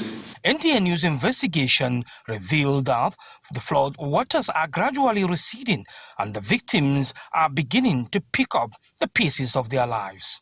From Maiduguri, Ilyasu Yakubu, NTA News. Now, the Director General of the National Emergency Management Agency, NEMA, Zubaida Umar, is in our Maiduguri studio to share with us observations as well as interventions by the agency. Thank you for joining NTA News. Thank you very much.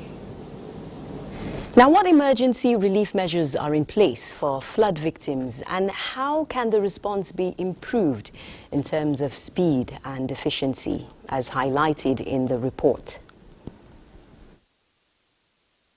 Well, so far the Borno State government has played such a vital role in terms of emergency management.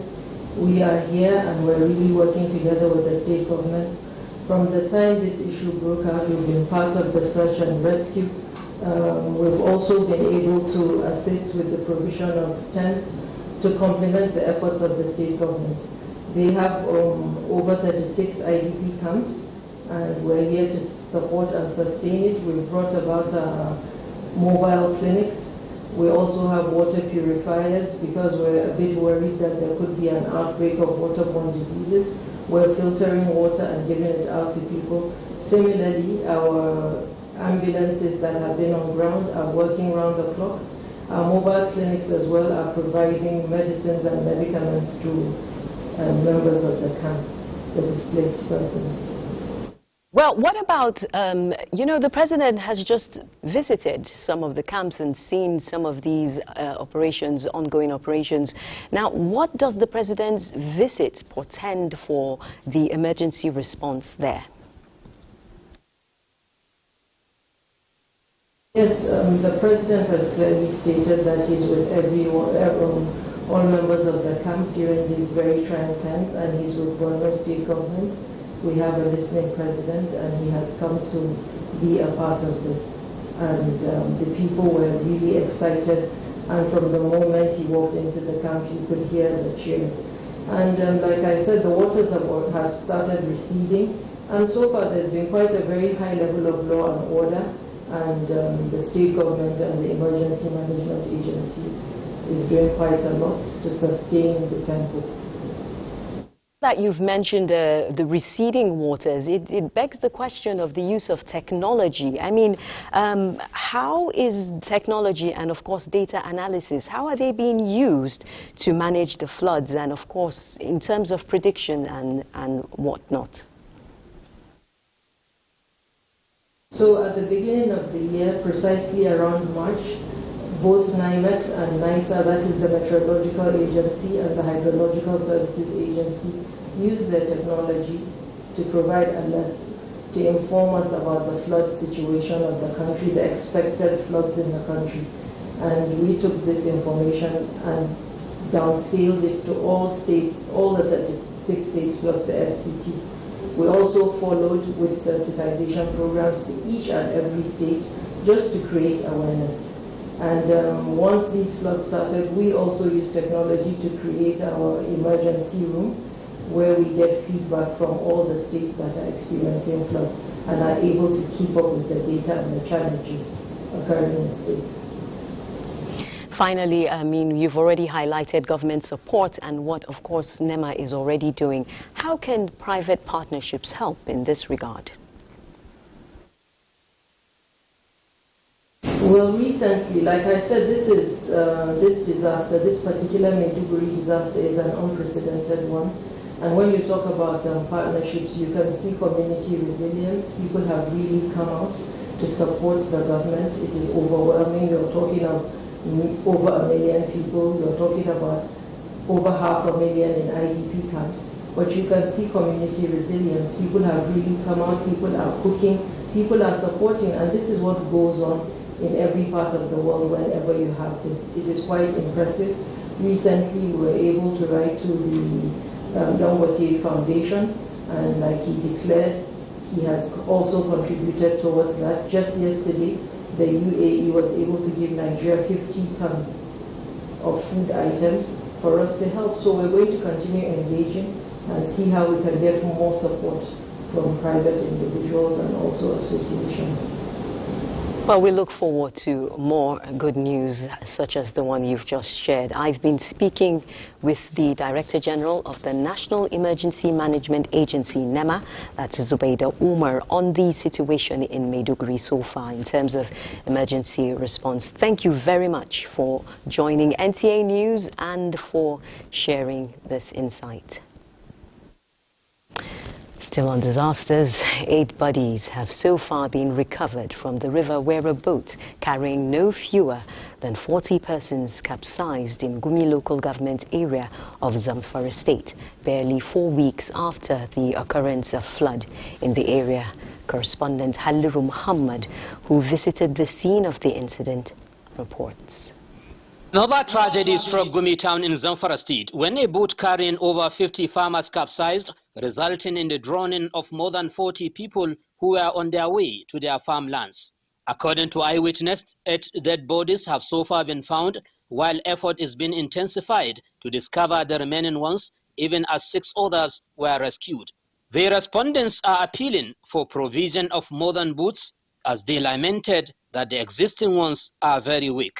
Officials of both the federal and state governments had visited the area where they commiserated with families of the victims, assessed the situation and assured timely intervention.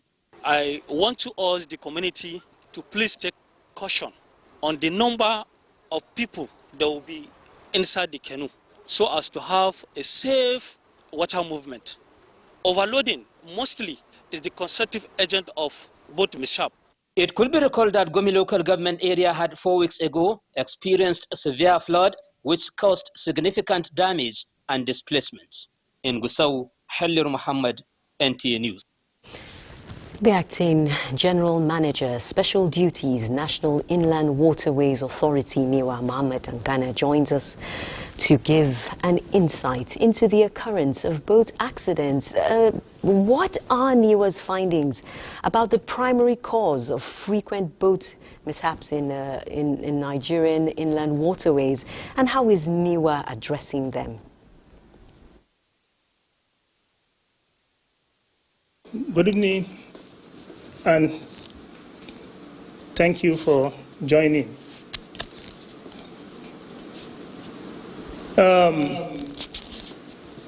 The primary causes, first I would like to condole with the families of the disease, and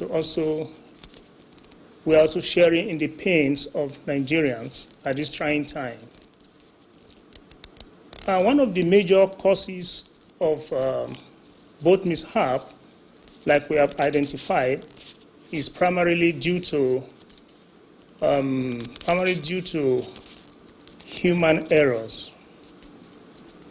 Human errors like lack of adequate experience on plying the waterways, and also the avoidance or the non-compliance with safety protocols. Like situations where you are supposed to be on life jackets anytime you are on the waterways. So in most cases, these protocols are not followed. We have also identified that most of the boats are of poor qualities and do not meet required standards. So what NIWA is doing, we are doing a couple of things to address this situation. One of them is the regular training that we have deployed across our area offices to ensure that river users are constantly trained and are certified to use the waterways. And I would like to also quickly say that recently the Inland Waterways Transport Code has just been launched, which made it an offense to use the waterways without life jackets. These are measures we are putting in place to see that we reduce both accidents to the barest minimum. Cut you there. Let me quickly cut you there. So what about, can you hear me? So what about any measures? What measures? You've talked about the measures already and training. What about preventing these errors in future? In terms of long-term measures, what are you doing to ensure that these operators are properly trained?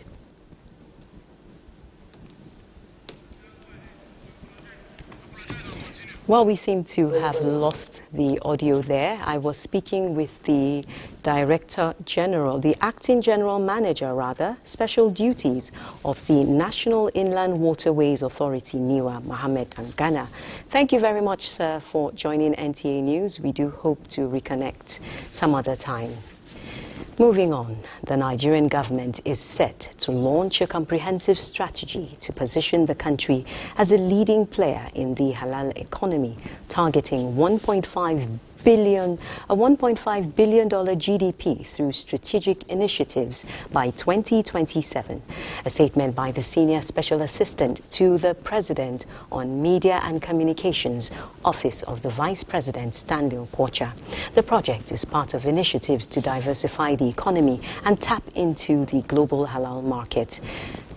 Products and services which meet Islamic standards of permissibility, embodying ethics, integrity, and universal values which resonate across cultures and regions. The success of the Sukuk bonds and the growing appeal of Islamic banking demonstrate that halal principles are compatible with global economic standards and can benefit all Nigerians. The strategic focus on the halal economy hopefully will open up new avenues for Nigerian businesses to compete on the global stage. As Muslims commemorate Eid-el-Maulud, the governors of Kebbi, Enugu and Bayelsa states are using the occasion to remind all that this year's anniversary coincides with a critical period in the nation's history with challenges facing the nation.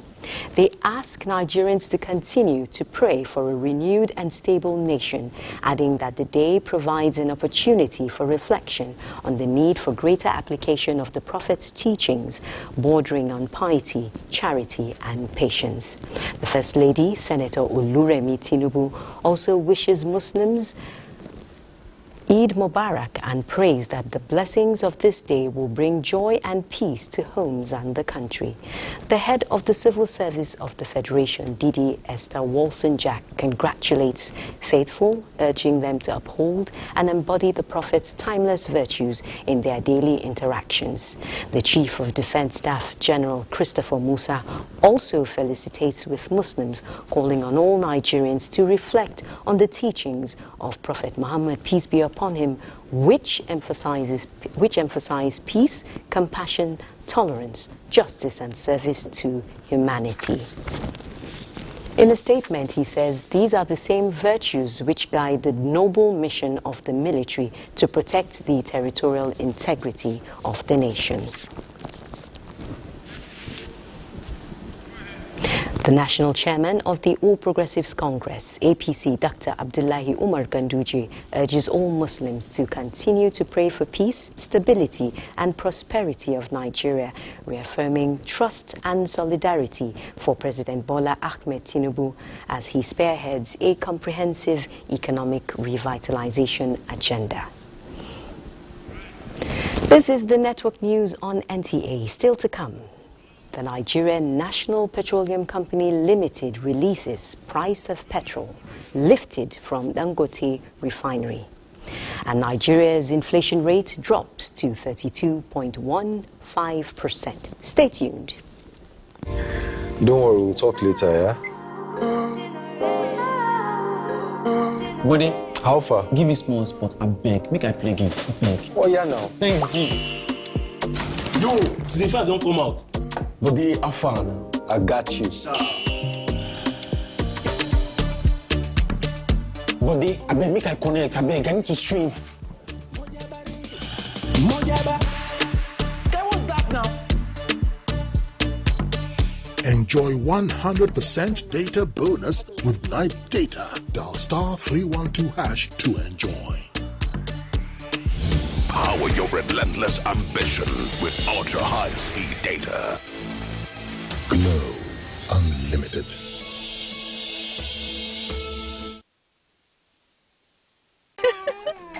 Babies are God's gifts to parents, and breast milk is God's gift to babies. It contains all the important nutrients and minerals your baby needs, including water, for the first 6 months. Give your baby breast milk only. Remember, breast milk only for the first 6 months.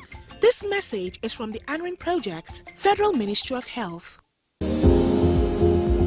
The Northeast Development Commission, NEDC, holds its first Northeast Climate Change Summit with the theme, Setting the Course for Sustained Climate Action in the Northeast. Special guest of honor, Senator Kashim Shettima, GCON, Vice President, Federal Republic of Nigeria. Chief host, His Excellency Muhammadu Inuwa Yahaya, CON, Dammajan Gombe, Executive Governor, Gombe State. Royal Father of the Day, Abubakar Show Abubakar III, Emir of Gombe. Host, Major General Paul C. Tarfa, Chairman, NEDC. The summit will hold at the International Conference Center, Gombe, on Wednesday, the 18th of September, 2024. Time, 9 a.m. prompt. Announcer, Mohammed G. Alkali, MD, CEO, NEDC.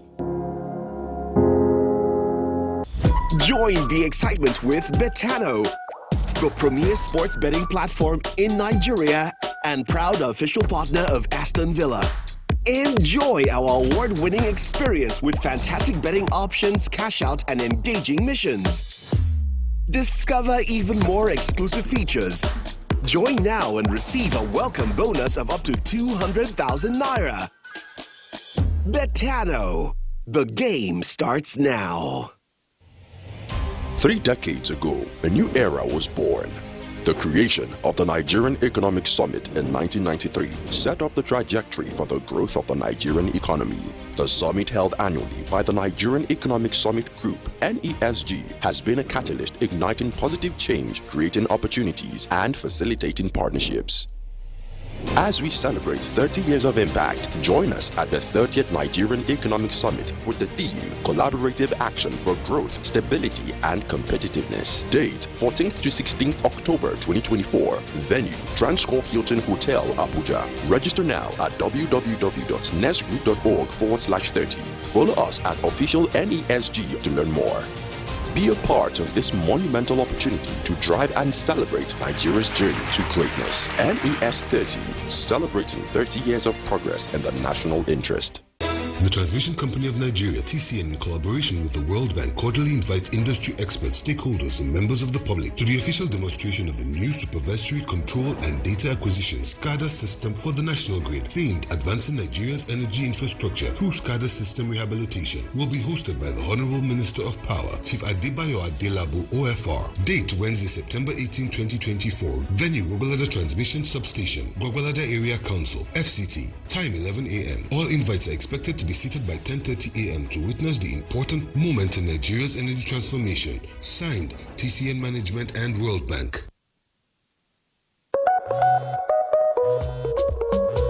When malaria won't show power for your side, it gon' knock you down. I'm a temp salt gel. Like I tell you, no say, malaria medicine when no get bad days, or bitter days for mouth, and it easy to swallow. Try. I got red game changer. I'm a temp salt gel. Say no to malaria. Yes to life. I'm ready to get back to school. Are you? Get a wristband ruler in every carton of Capri Sun with the Capri Sun Back to School promo. Hop on. Capri Sun, the taste of fun.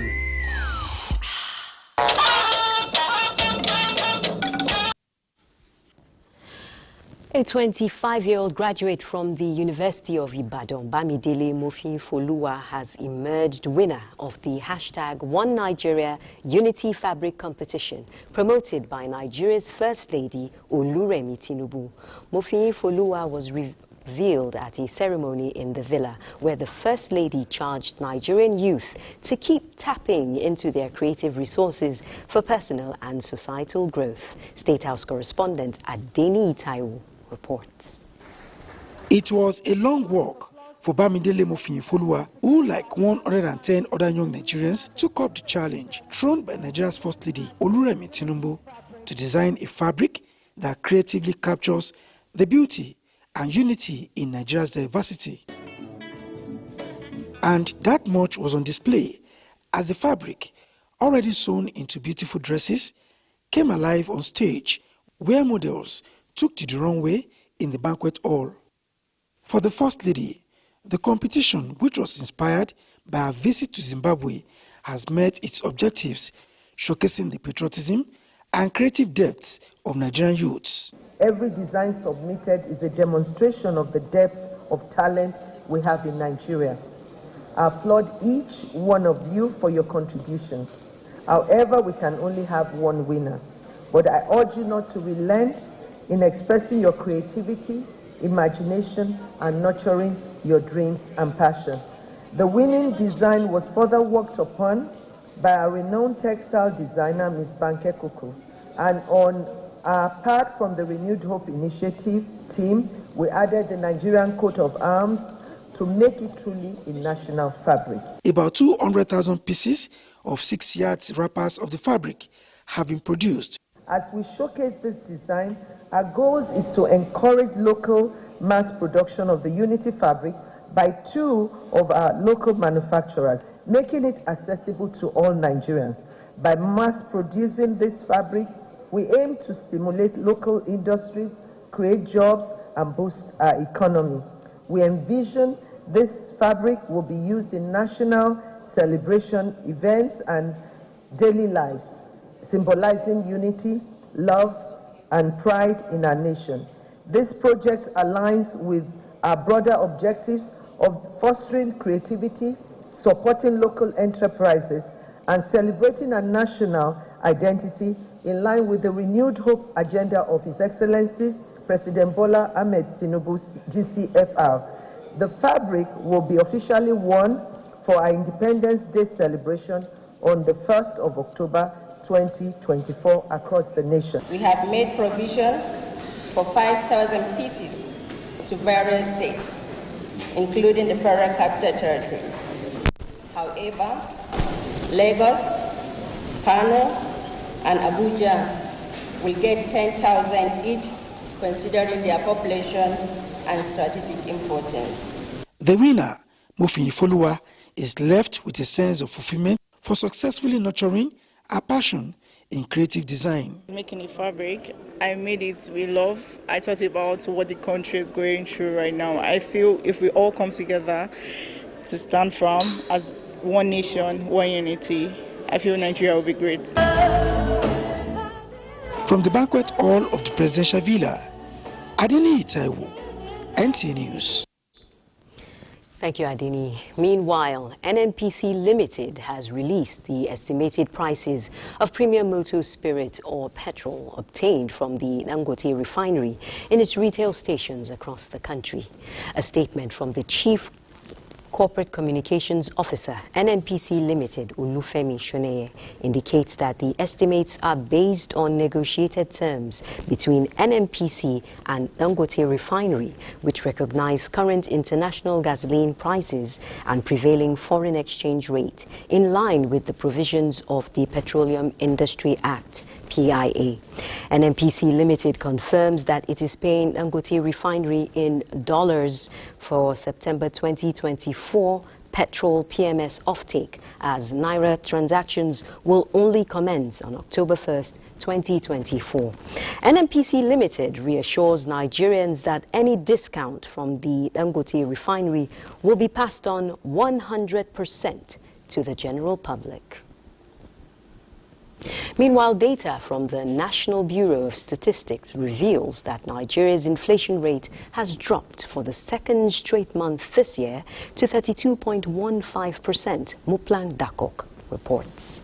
Nigeria's headline inflation rate dropped for the second consecutive month to 32.15% in August 2024 from the July 2024 inflation rate of 33.40%.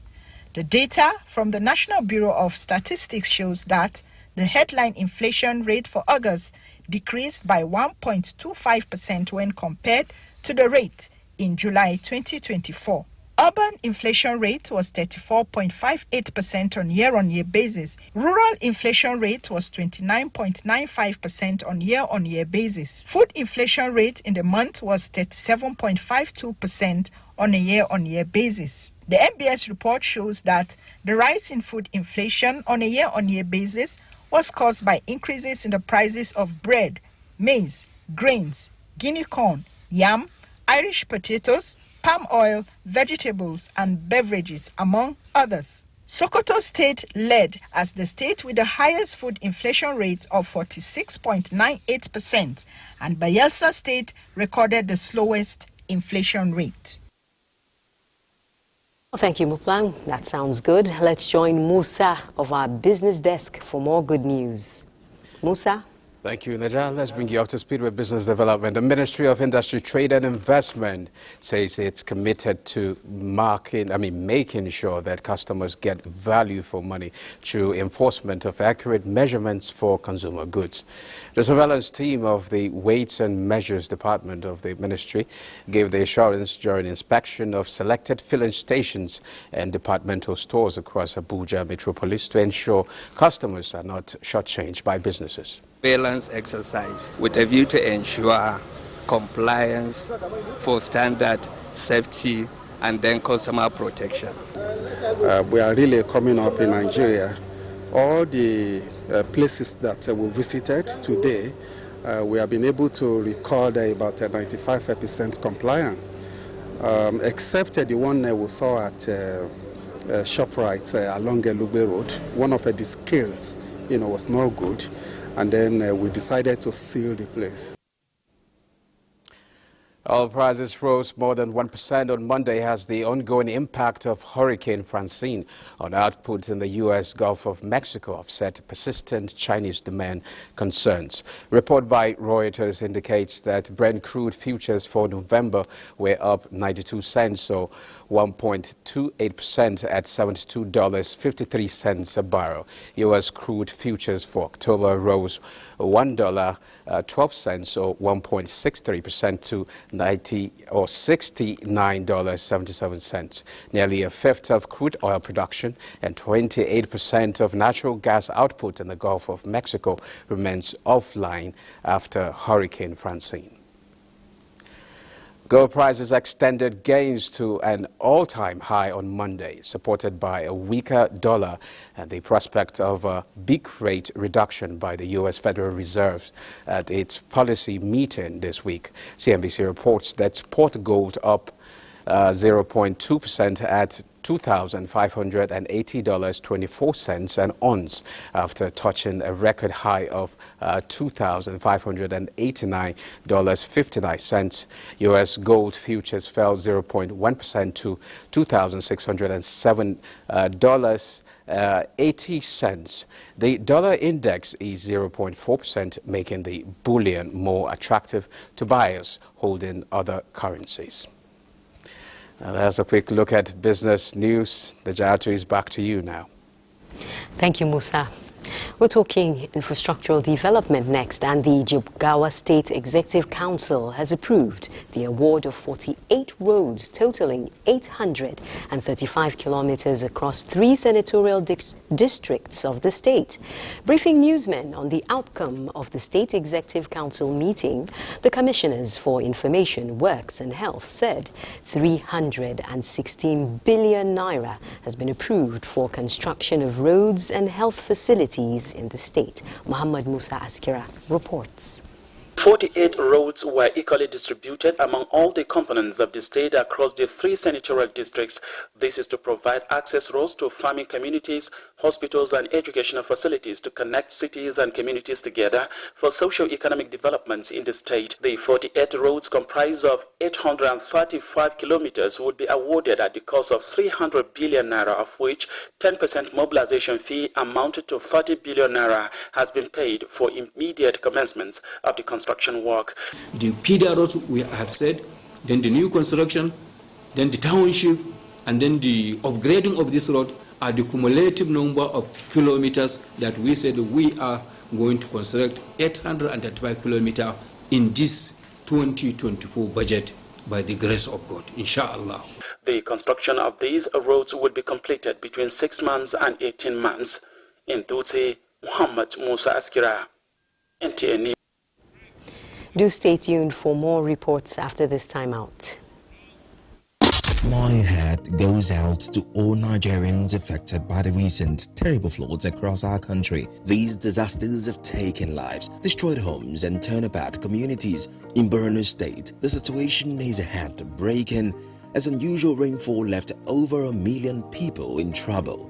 Sadly, at least 37 people died and 400,000 people had to flee their homes. Half of Maiduguri city is underwater. Yobe State is also suffering, with nearly 50,000 people hit by floods. Niger State faces similar hardships. Here in Imo, 2 important federal roads to the boundary town of Akokwa in Idiato, South local government area, were washed away. 15 persons lost their lives and over 200 homes destroyed. As progressive governors, we stand with those who have lost loved ones or been forced from their homes. Together, we can overcome this challenge. Senator Hope Uzodinma CON, Executive Governor of Imo State and Chairman Progressive Governors Forum. The Association of National Accountants of Nigeria ANAN present the 29th Annual National Conference and Fellowship Award 2024. Theme: Advancing Accounting Excellence in a Changing World. Date: Monday 16th to Thursday 19th September 2024. Time: 9 a.m. daily. Venue: This Day Dome, Kwa Muhammad Avenue, Central Business District, Abuja. Special guest of honor: His Excellency Bola Ahmed Tinubu, GCFR, President of the Federal Republic of Nigeria. Guest of honor: Executive Governors of Bayelsa, Sokoto, Kebbi, Gombe, Yobe, Adamawa, Rivers, and Kogi states. Chairman of conference, Senator Henry Siriake Dixon, former governor of Bayelsa State. Chief host, Chief Nyesom Wiki, Minister of Federal Capital Territory. Host, Dr. James Ekarare Nemnebo, FCNA, President and Chairman of Council. Announcer, Dr. Kayode Lushola Fashua, FCNA, Chief Executive Officer. Arnan, a premium brand of choice.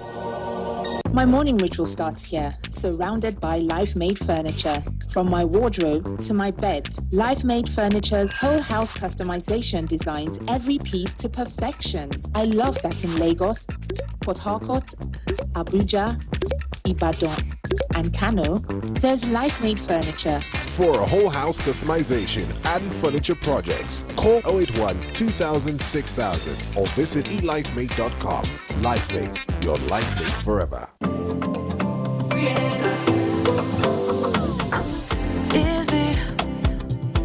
Cream of cereal and coffee. Enjoy the deliciously rich taste of Cremella Crema. Or any other choice of meal. Breakfast, lunch, and dinner, even between meals. It's hard to resist the deliciously rich taste of Cremella. Cremella, a taste that's hard to resist. We're live in the open market for Epic 10X Challenge. My people, today now. Today, I will show you how the power of new Epic 10X gives your toilet a better cleaning than bleach. Than bleach? Yes, so. Impossible. Toilets have stains which bleach cannot clean effectively. But Epic is thicker and sticks better, which gives 10X better cleaning versus bleach and kills germs. Oh, wow. You can now see that Epic is better than bleach.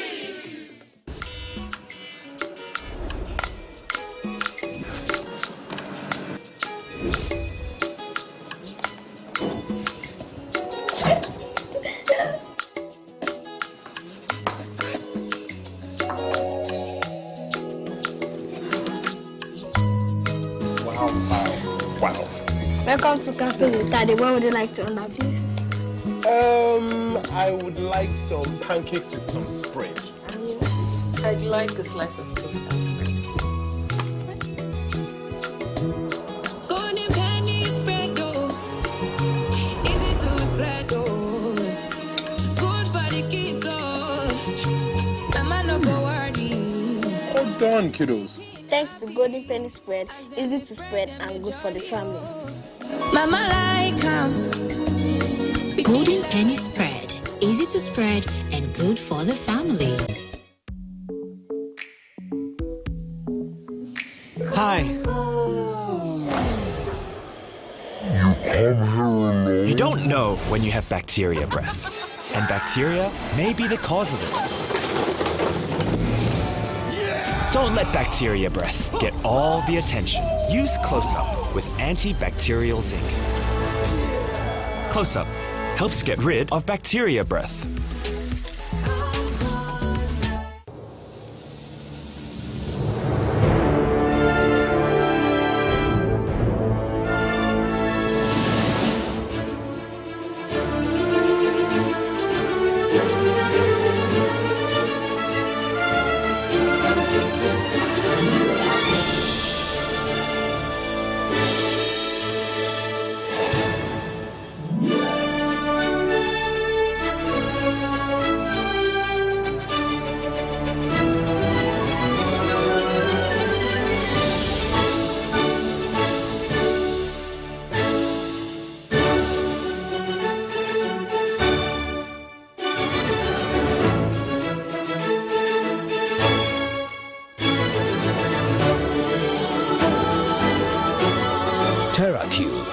Unwrap joy, unleash taste.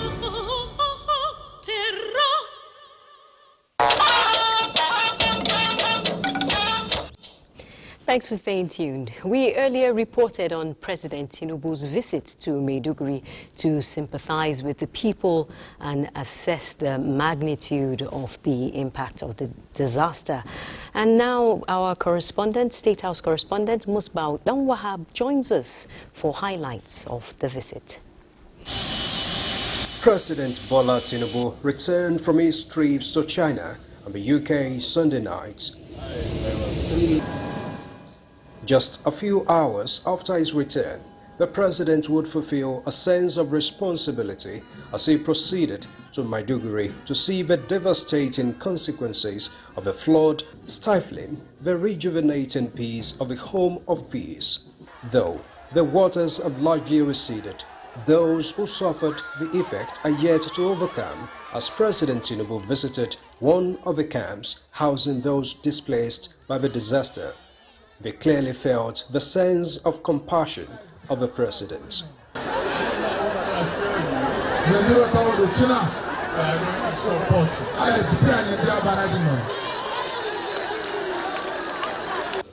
President Tinubu proceeded to the palace of Shehu of Borno, which was also overtaken by the floods. Not only has the state not witnessed flood of this magnitude, the disaster has equally truncated the rebuilding process of a state just recovering from the devastation of years of insurgency.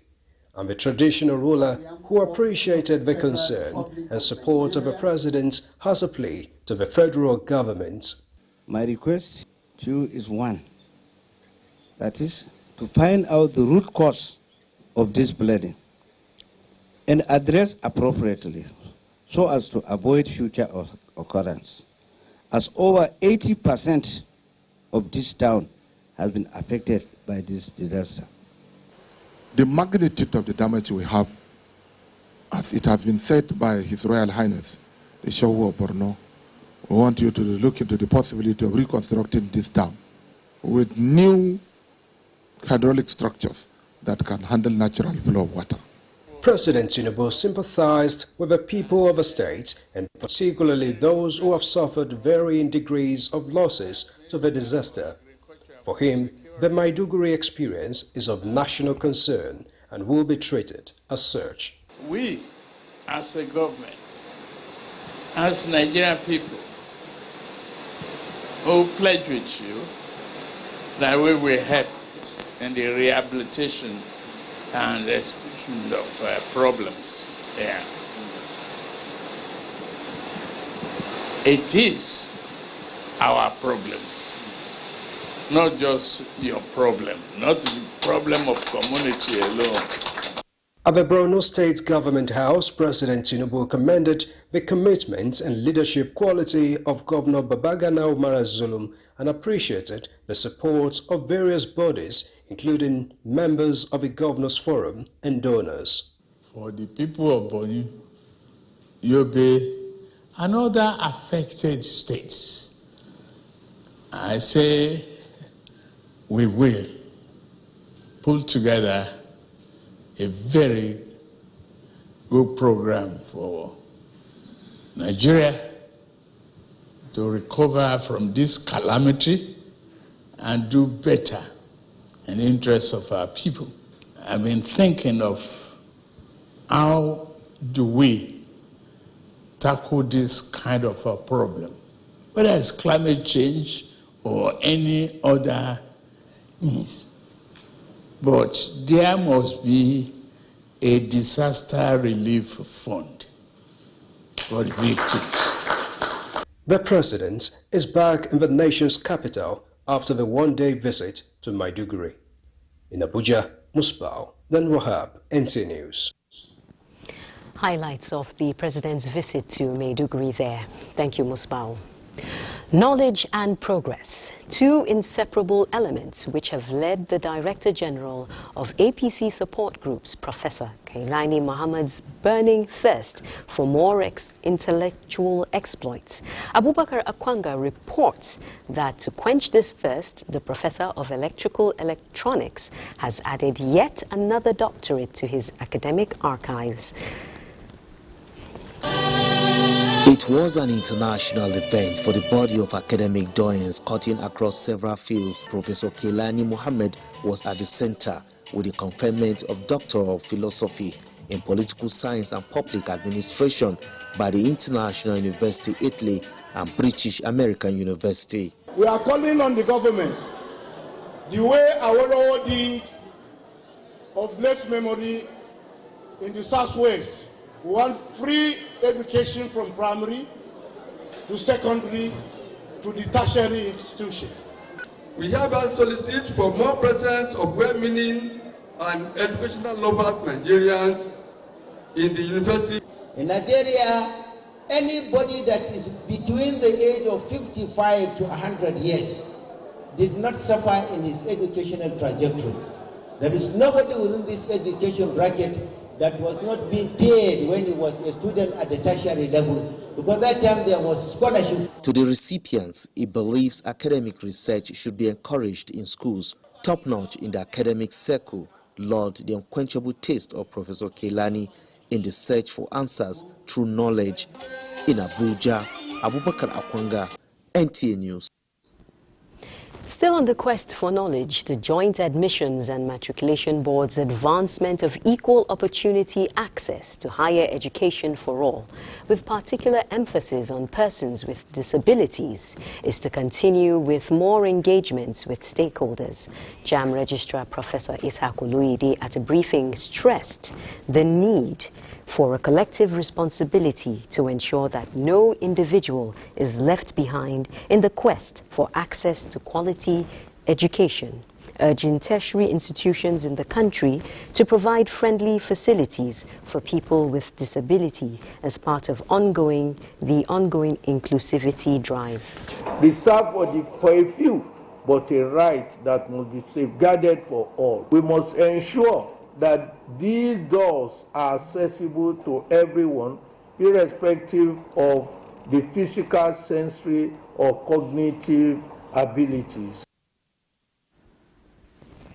On the security front, the Defense Headquarters has reacted to a video in circulation alleging unjust incarceration of a naval rating seaman Abbas Haruna for 6 years.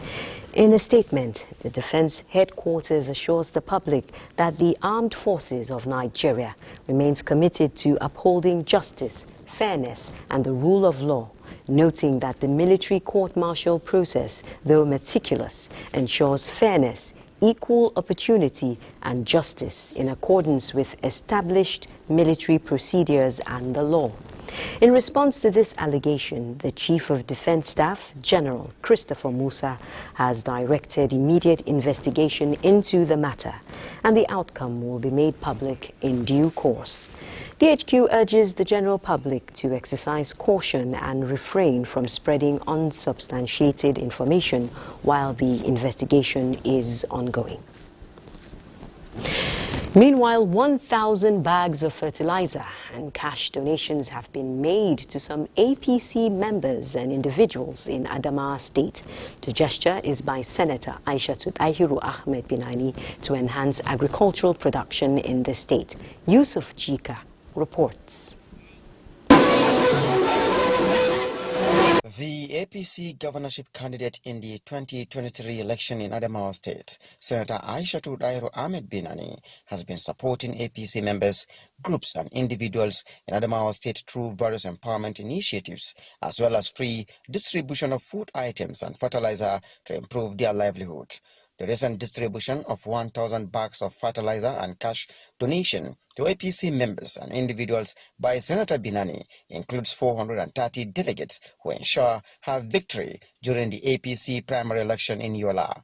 Senator Aishatud Ahmed Binani says the gesture is to ensure food security and improve livelihood of people in Adamawa State. I have a strong feeling that, inshallah, God will not leave us just like that. We have fought our battle and we have left the rest to Him. Some of the beneficiaries see the provision of fertilizer will assist them to have a bumper harvest. We are still with her again. We still want her to be as a model what she did to us. We are thanking her very much. I will use the fertilizer in my farm. Thank you so much. It will help them in so many ways. And I think this is something that the people of Adamawa State, the masses of Adamawa State, have been yearning to see. In Yola, Yusuf Jika, NTA News. Now let's stay tuned for some messages. Please, reports will continue. Don't go away. I'm in love. Hey, mommy. What? Sonia tomato mix, stand up, Sonia tomato mix, stand up. Easy to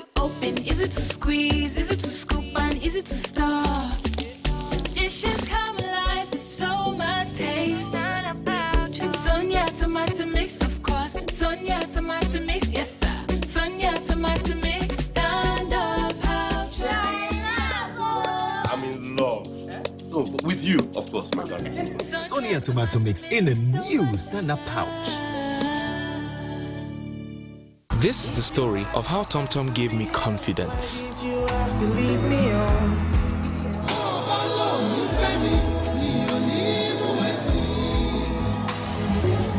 You left so many words and said, How will I face this crowd? With Tom Tom, no Lily. Let's do this. Stay confident and stay focused.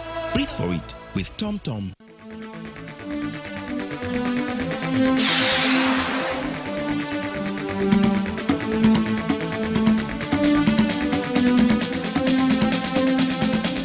Conversation on flood and its impact on food security and the economy continues on NTA Tuesday Live. What are the short and long-term strategies to mitigate the national disaster? Find out on NTA Tuesday Live, coming up on the 17th September 2024. Tuesday Live, every Tuesday at 10:30 p.m. It promises to be incisive and educative as ever. Join us. Join the excitement with Betano, the premier sports betting platform in Nigeria and proud official partner of Aston Villa. Enjoy our award-winning experience with fantastic betting options, cash out, and engaging missions. Discover even more exclusive features. Join now and receive a welcome bonus of up to 200,000 naira. Betano, the game starts now. Less than 5 days to the Edo governorship election. Witnessed some twists and realignment in the political scene. Let's join our correspondent, Goodluck Enani, on the latest developments. After the PDP caucus meeting held today, the party leadership in Edo State commended the Inspector General of Police, IGP, for his commitment to a peaceful, free and fair election on Saturday, September 21 governorship election. They also gave an update on the signing of the peace accord.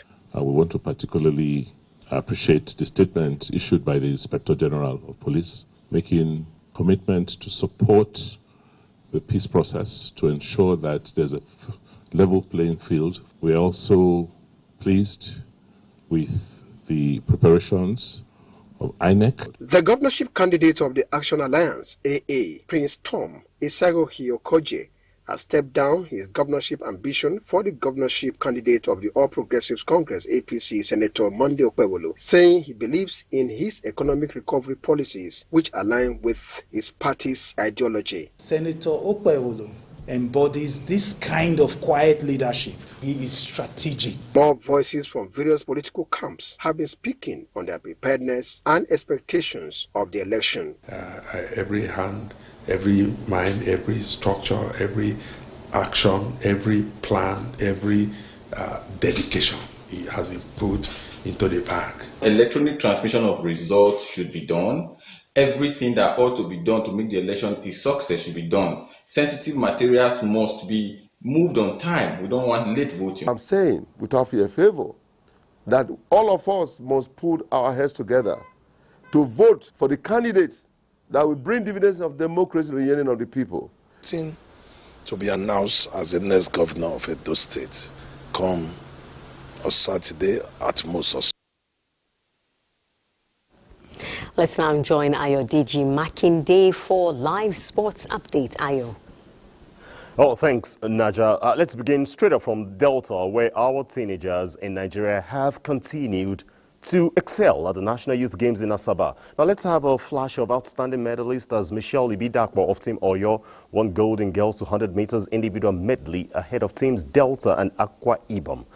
Also, Marvelous Duru of Team Delta State won the minus 32 kilogram in judo event ahead of Boluwatife Agumbiade of Team Ondo, who took the silver, while Chioma Atonwa of Team Edo and Isioma Moses of Team Abia settled for bronze. In athletics, Ngozi Treasure Okereke won the 400 meters girls final in 53.50 seconds to set herself for recognition from national coaches. Now, moving on to gymnastics, where Munya Kwaranga received 3 gold medals after her heroics in the vault and floor events of gymnastics. Expectedly, More winners will emerge on Tuesday.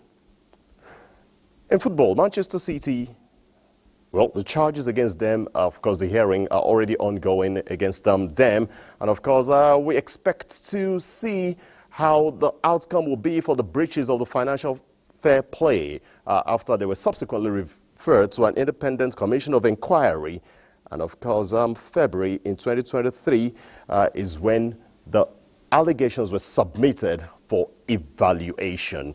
Just a quick one, that some tickets for the 2024 the CAF Super Cup, which will be in Riyadh, Saudi Arabia, have been sold out completely just less than 24 hours after it became public.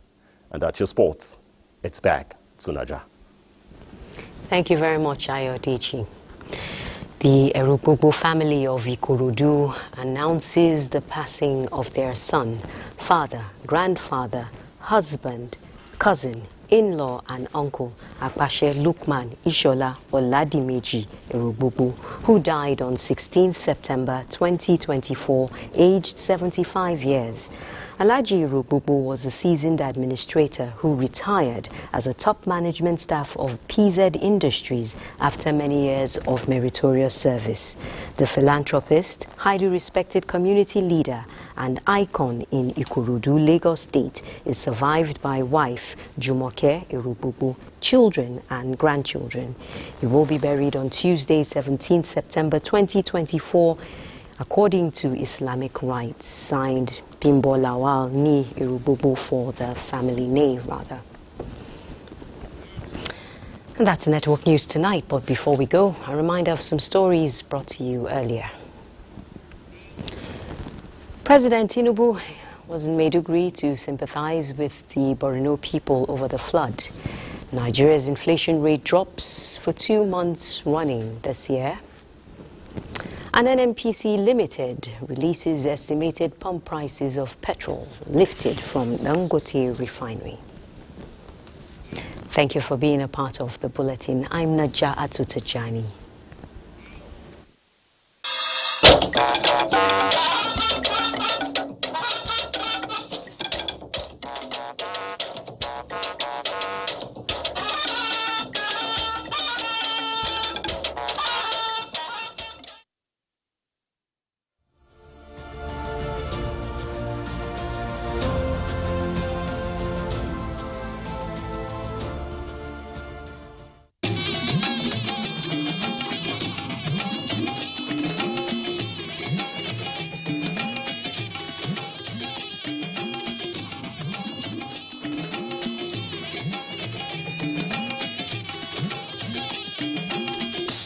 This is the network service of the NTA. At Home Options, you're welcome to a world of elegance where every corner whispers sophistication. Step into our showroom and indulge your senses with our timeless designs and craftsmanship, from plush sofas to magnificent dining tables that host lifetime celebrations. Our collections, the hallmark of luxury. Create your haven with exclusive bedroom selections and turn your sanctuary into a realm of refined tranquility. When it comes to bathroom solutions, our stylish fixtures, lavish tubs and showers are crafted for your well-being, transforming your daily routine into a ritual of indulgence. At Home Options, we provide lifestyle solutions. So visit our